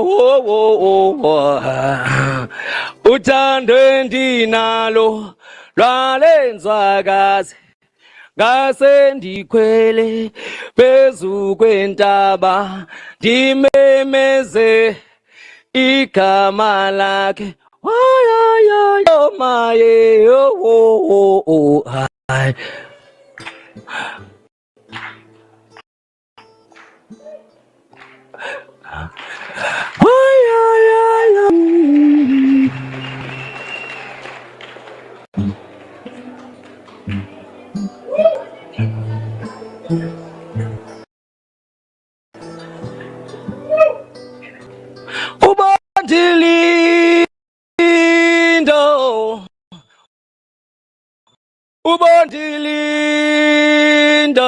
Ubondilinda wesana lwam aqokelele inkomo elobo lamna Linda ubondilinda wesana lwam saqokelele inkomo elobo lamna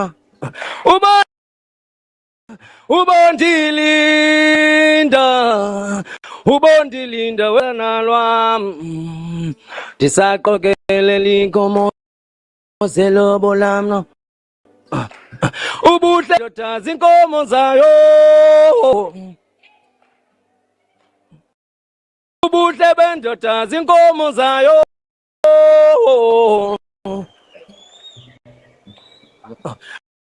alo kwaXhosa thina siXhosa thina ubuhle bendoda zinkomo zayo ubondilinda wesana lwam sitsho njalo kwaXhosa thina sitsho Xhosa thina sitsho njalo kwaXhosa thina ubondilinda wam hey nakwaZulu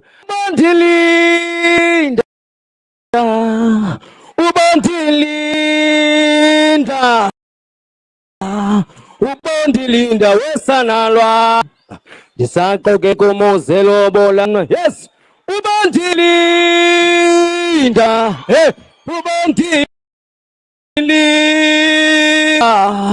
ubondilinda wesana lwam ndisaqoke zelobo lam nakwaZulu lithini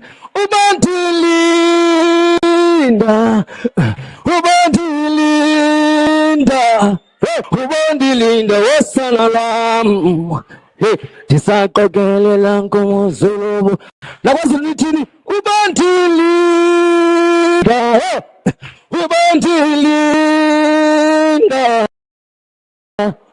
ubondilinda wesana lwam Isakomozelo lithi ubandilinga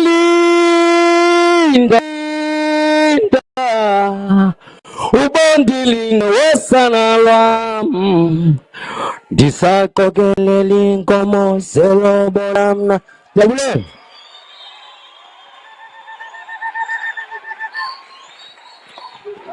Make some noise. Come on, Debo.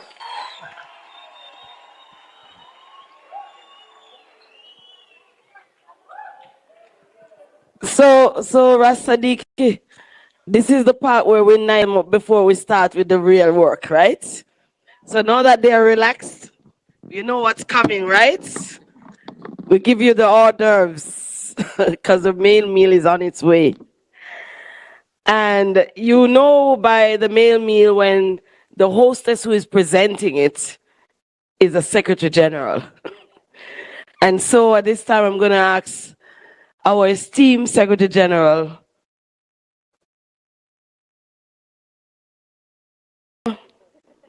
Kitanda Wena, Mkabela, esteemed Mkabela, please welcome your Secretary General.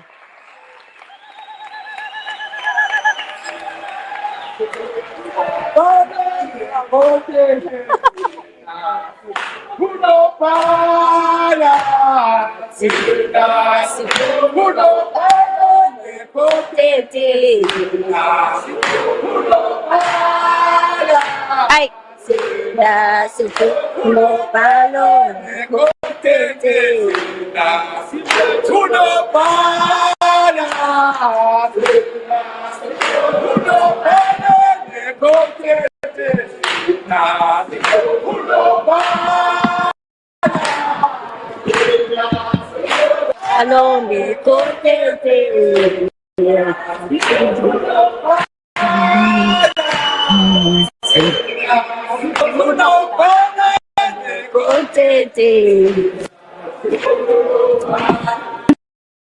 Dokwaza, Jigijela, usually Jigijela. Siyabonga. Mine is to simply introduce the leadership that has joined us from across all structures. We greet the Commander General, President Jacob Zuma, in his absentia. We greet the members of the National High Command in their absentia. We greet the members of the national detachments, those who are not here in their absentia. Joining us from the national detachment of this the Party Youth League is Wasomlomo Umbali Matlaufela. Then we've got Uslalowe to Unjinji Umakwa. Suguma Njinji Babon.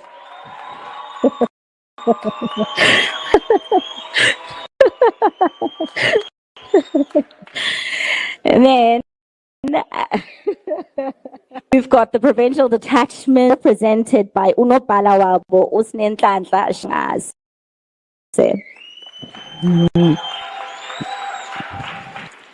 We've got the regional detachment of Eteguni Richin. We've got Unopala Usmela.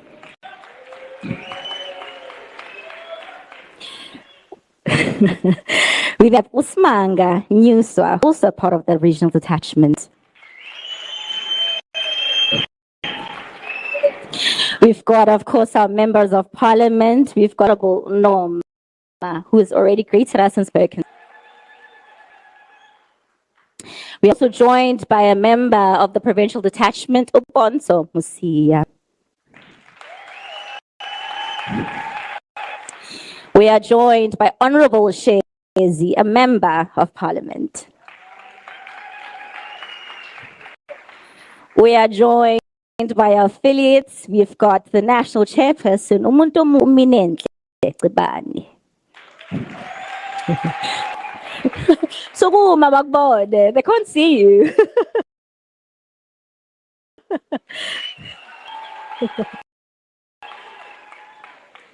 It's our lovely media and communications team sitting in the booth. We've got the head of production, Ubongani Bigini. We've got Uspiwe Mgid Utabo Mbata. We also have Unandi Kumar joining us and running our communications today. Comrades, this lecture comes at a pivotal time where yesterday the president of the country addressed us. He essentially scattered and said that the allegations presented to the Mkhonto Party Youth League were saying is enough and we're taken to the streets. Comrades, this coming Friday, Mkhonto Party Youth League will be marching to the Union building, demanding and declaring that what the president has declared of us, CET pants, pants apala, and most importantly, pants in Ramaphosa. Baholi and members of the Youth League, join us on Friday at the Union buildings. As young people, we answer the choice of, are we going to lead this or are we going to allow ourselves to be led by puppets of white monopoly capital? So join in Baholi on Friday, again at the Union buildings. The youth will be marching. We are inviting members of the public, members of the Youth League, and most importantly, we are inviting South Africans. It's the other party that we'd like to introduce, or rather the league that's not chair in absentia. We'd like to acknowledge Mama Wade of Mkhonto Party Women's League. We'd also like to acknowledge the student movement who's here, Secretary General Umtobifo Slamini.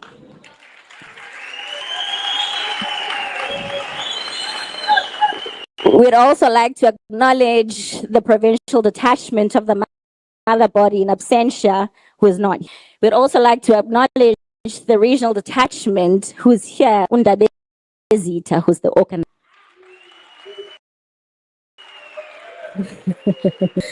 Baholi, thank you so much for joining us today. It's important that young people are seen to be intellectuals and mostly be educated by what Mkhonto Party stands for, which is, and most importantly, reclaiming our comrades. I'd like to hand over Unjinji, National Chairperson Way to come and speak a couple of words and introduce our president. Jinji, the problem is yours.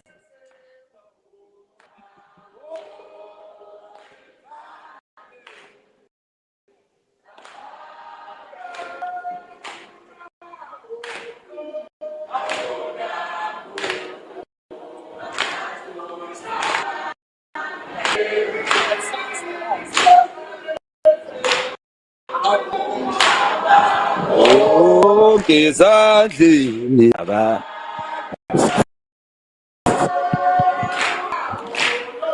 Hauna Mondo Chomdaba okay.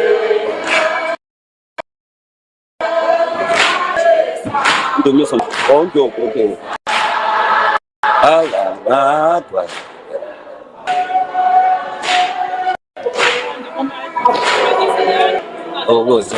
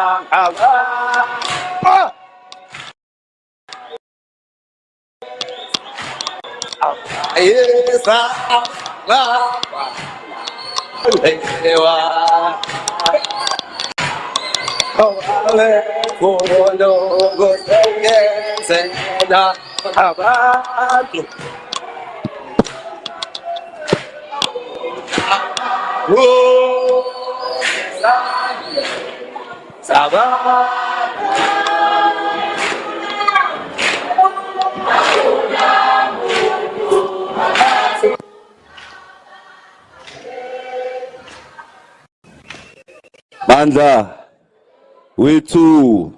Mandla, we too.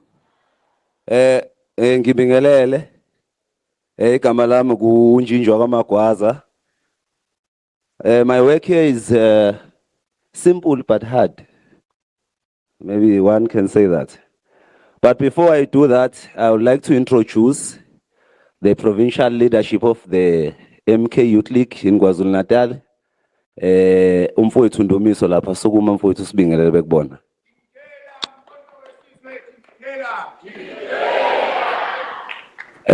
Siyabonga. As I have just said, that my work is very simple but very hard. I am tasked here to come and introduce the son of the soil, the prince of Pan-Africanism. So that is not easy, right? And as a young person and as an academia and as someone who still pursues the understanding of Pan-Africanism, your socialism and all other ideological composition that we have, it's not easy. We think Dr. Omar when we were young, I think only 13, 14, when we were arriving in an institution of higher learning. That's when we get to hear about the man, and the man is unique. So for me, standing here and introducing him, it's an honor.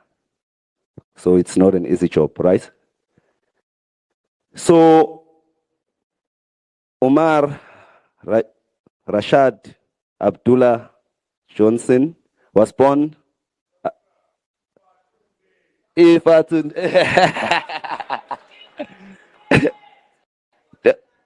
Dr. Ifa Tunde. Yeah, was born on the 21st of August in 1974. He's an African American black activist.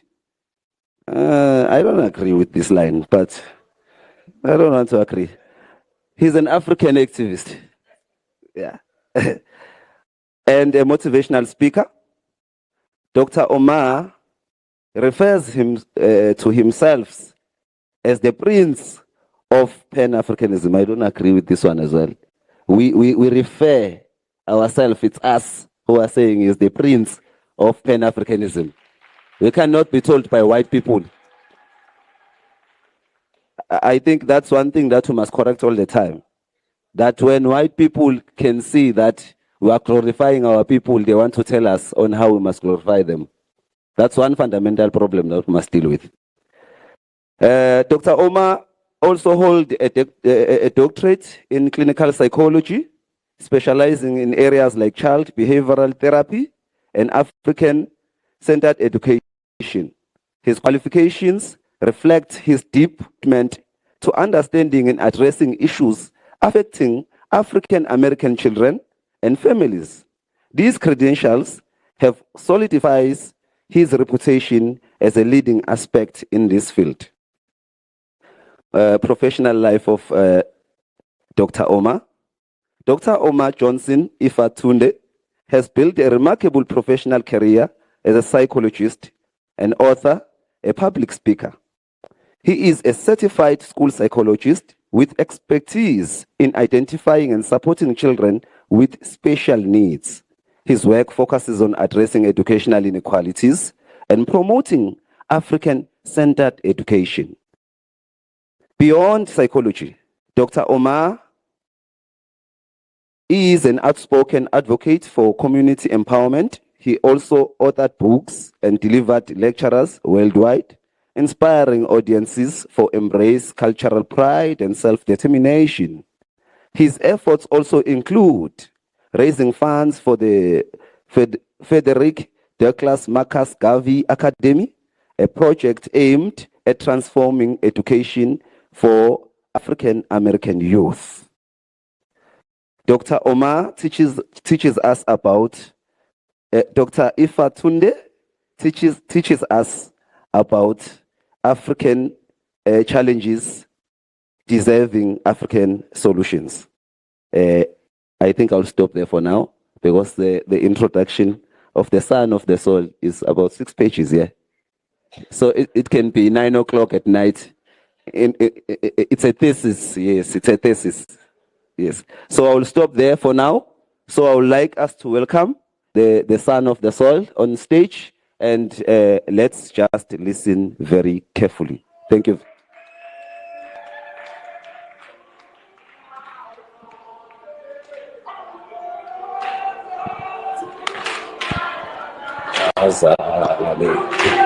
Wow, thanks a lot.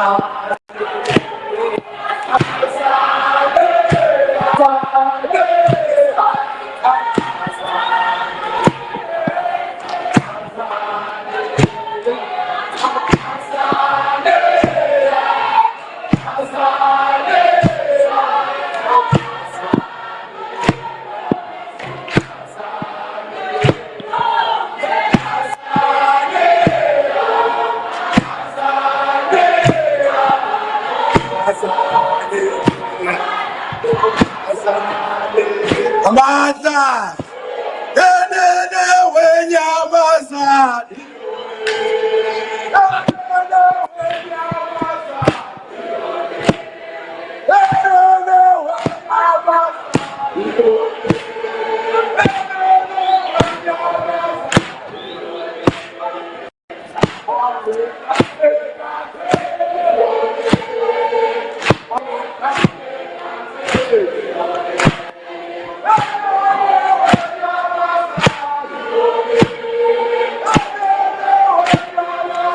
Yole, yenene wenyamazane.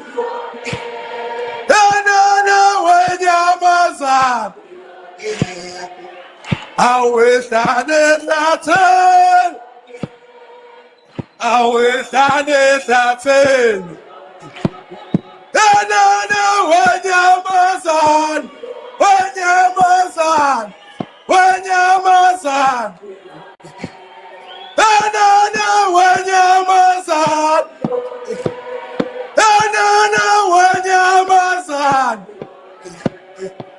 I wish I did nothing.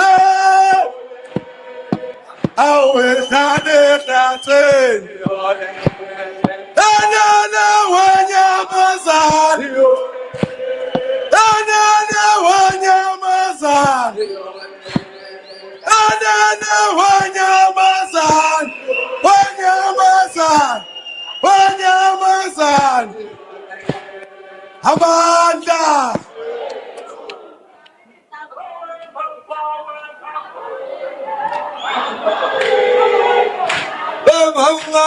Mama, awe mama tulu ngakali.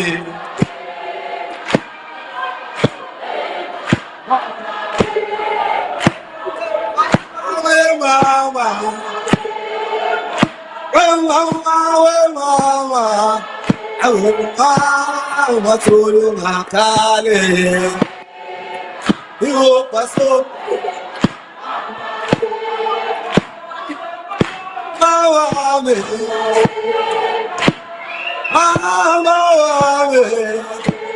Mama, tolu makale.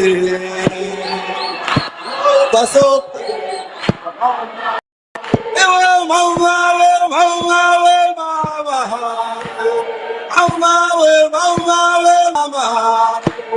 Mama, tolu makale.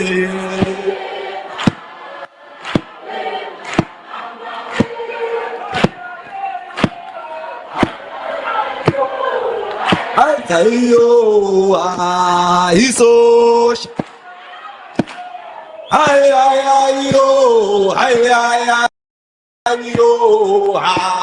Iso.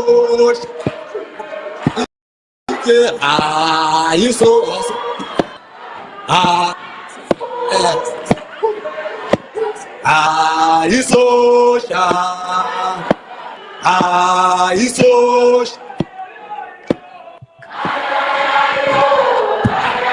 Oh, no.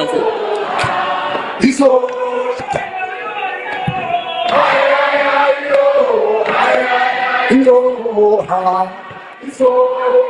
Itengalale, Isos, Nyamazane ha. Hey, Isos, Itengalale, Isos, ha. Isos, How kusu esh, how kusu kia, how kusu esh, how kusu kia. Hunisu esh, hunisu kia, hunisu esh, hunisu kia. Kia. Honyamazana siyaya, siyaya. Honyamazana hakichima, siyaya. Honyamazana shumilebe. Honyamazana hakichima, siyaya. Honyamazana niseshawe, siyaya. Honyamazana shumilebe. Honyamazana masosha, siyaya. Honyamazana makorena, siyaya. Honyamazana gosotete. Honyamazana makorena, siyaya. Honyamazana siyaya, siyaya.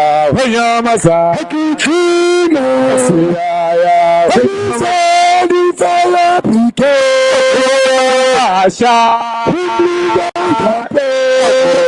Honyamazana falapike, asha. About fall, ashi. About pemu, ashi. About fall, ashi. About pemu, ashi. Isn't that child, ashi? Chama bantuan, ashi. Chama kom kot, ashi. Solimala, ashi.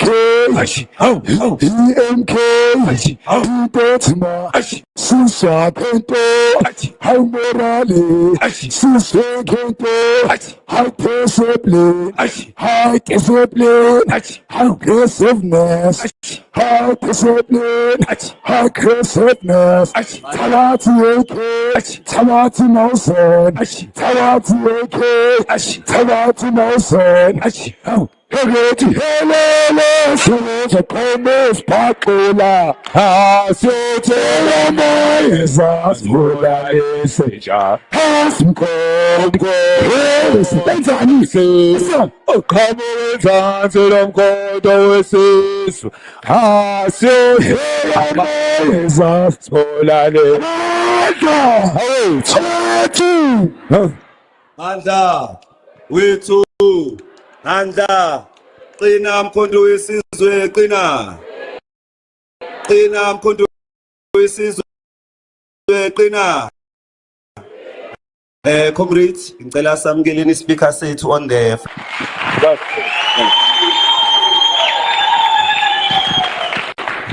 Amandla Mabuye Africa Black Queens forever. Y'all better get it. Black Queens forever. Black power. Make some noise, South Africa. Make some noise. The last time that I was in Durban, it was during the Fees Must Fall rally, 2016. I had the opportunity to speak with some of the student leaders. In fact, many of them. They jam-packed some of the universities here in Durban and also in Cape Town. I was disappointed to learn a few months later that the Fees Must Fall movement had been crushed. Brothers and sisters, it's an honor to be here with you tonight. South Africa is very special to Dr. Umar, and for a lot of reasons. And one of those reasons is due to the fact that a lot of what you suffer here in South Africa, although you are 80% population, is very similar to what your American African brothers and sisters suffer across the pond in the United States. A lot of what they do here, they do to us. And a lot of what they do to us, they do over here. And sisters, a lot of wars that have to be fought in South Africa. There's a lot of wars on the continent. There's a lot of wars that have to be fought across the diaspora. I was in Belgium not too long ago, and I bring you revolutionary Pan-African greetings from your African brothers and sisters in the belly of the beast in Belgium.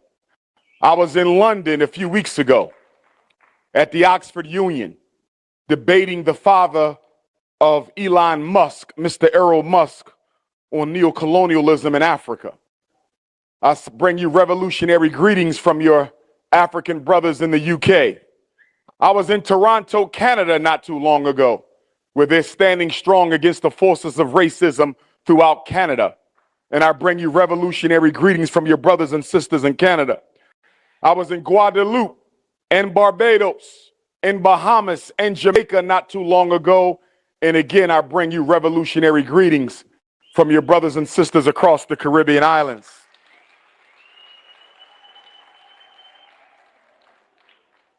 And I was in Australia for the first time a few months ago.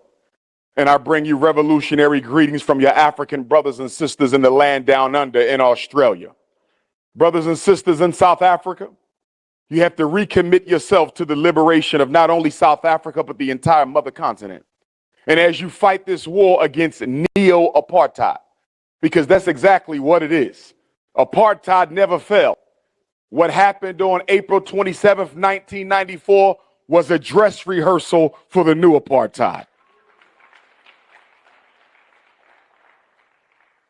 How can apartheid be over when 40% of black women in South Africa are unemployed? How can apartheid be over when 47% of black youth in South Africa are unemployed? How can apartheid be over when 71% of all managerial jobs in South Africa are still under the control of white people? How can apartheid be over when more than 70% of all land in South Africa is still controlled and dominated by Caucasians. How can apartheid be over when the ruling government does not have ultimate control over how the resources in South Africa are redistributed? If there's one thing that you need in South Africa, just like we need in America as a result of the enslavement of our African ancestors, you need a redistribution of South Africa's wealth. A redistribution of the wealth. No one was forced to pay back what they stole. There can't be justice until there is restitution. And y'all have to make sure that you fight for restitution, not equality. Now, some people would say, Dr. Umar, what's wrong with fighting for equality in South Africa? What's wrong with black South Africa having the same chances as white South Africa? What's wrong with black South Africa having the same chances as Chinese South Africa?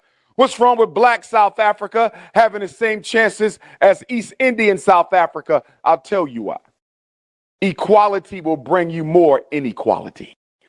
And the reason equality will bring you more inequality is because the Chinese have more resources than you do. The Anglo-Saxon has more resources than you do. The Boer has more resources than you do. The Indian has more resources than you do. So if the government gives you the same amount of help that they give to white people remain in charge.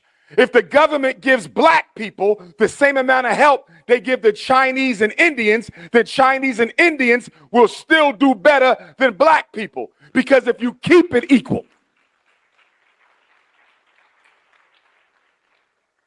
if you keep things equal, you never account for the inequity that was already there before apartheid ended. So we're not fighting for equality in South Africa. We're fighting for equity in South Africa. What is the difference between equality and equity? Equality says everybody gets the same amount, no matter how rich you are or how poor you are. This is why equality doesn't work. You can't keep unequal groups at the same level. You want equity. Equity says if the white man has 250,000 rand more than the black man, I have to bring the black man up to the level of the white man. Then we can practice equality.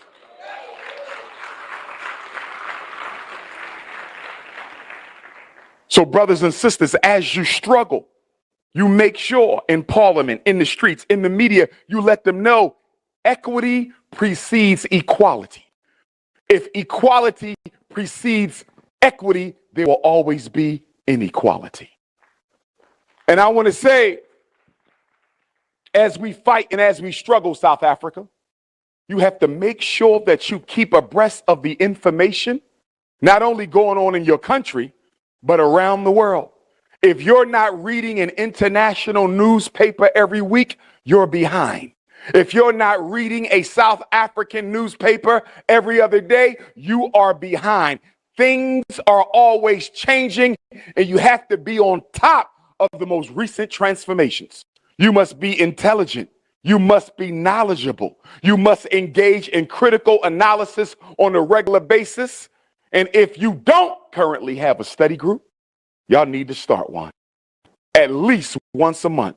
We need to be coming together to study information about the South African past, the South African present, and most of all, what they're planning for the South African future. Because one thing I see on the horizon for South Africa, if we cut it out, and that is the fact that too many non-black Africans are gobbling up too much of South Africa's land.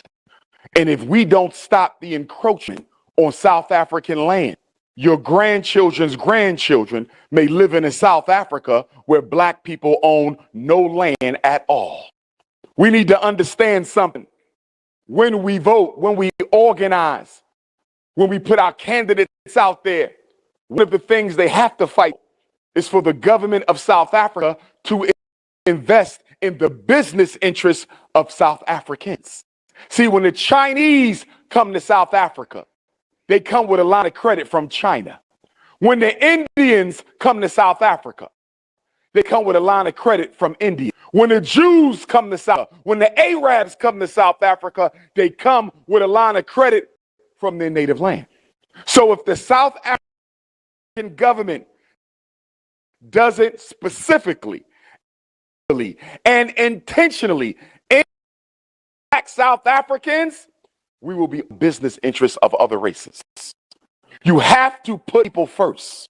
And I'm trying to understand, why are we so anxious? The country predominantly black. Why are we so anxious? Country historically black. Why are we so anxious in a country overwhelmingly black to say we black people first, brothers and sisters? I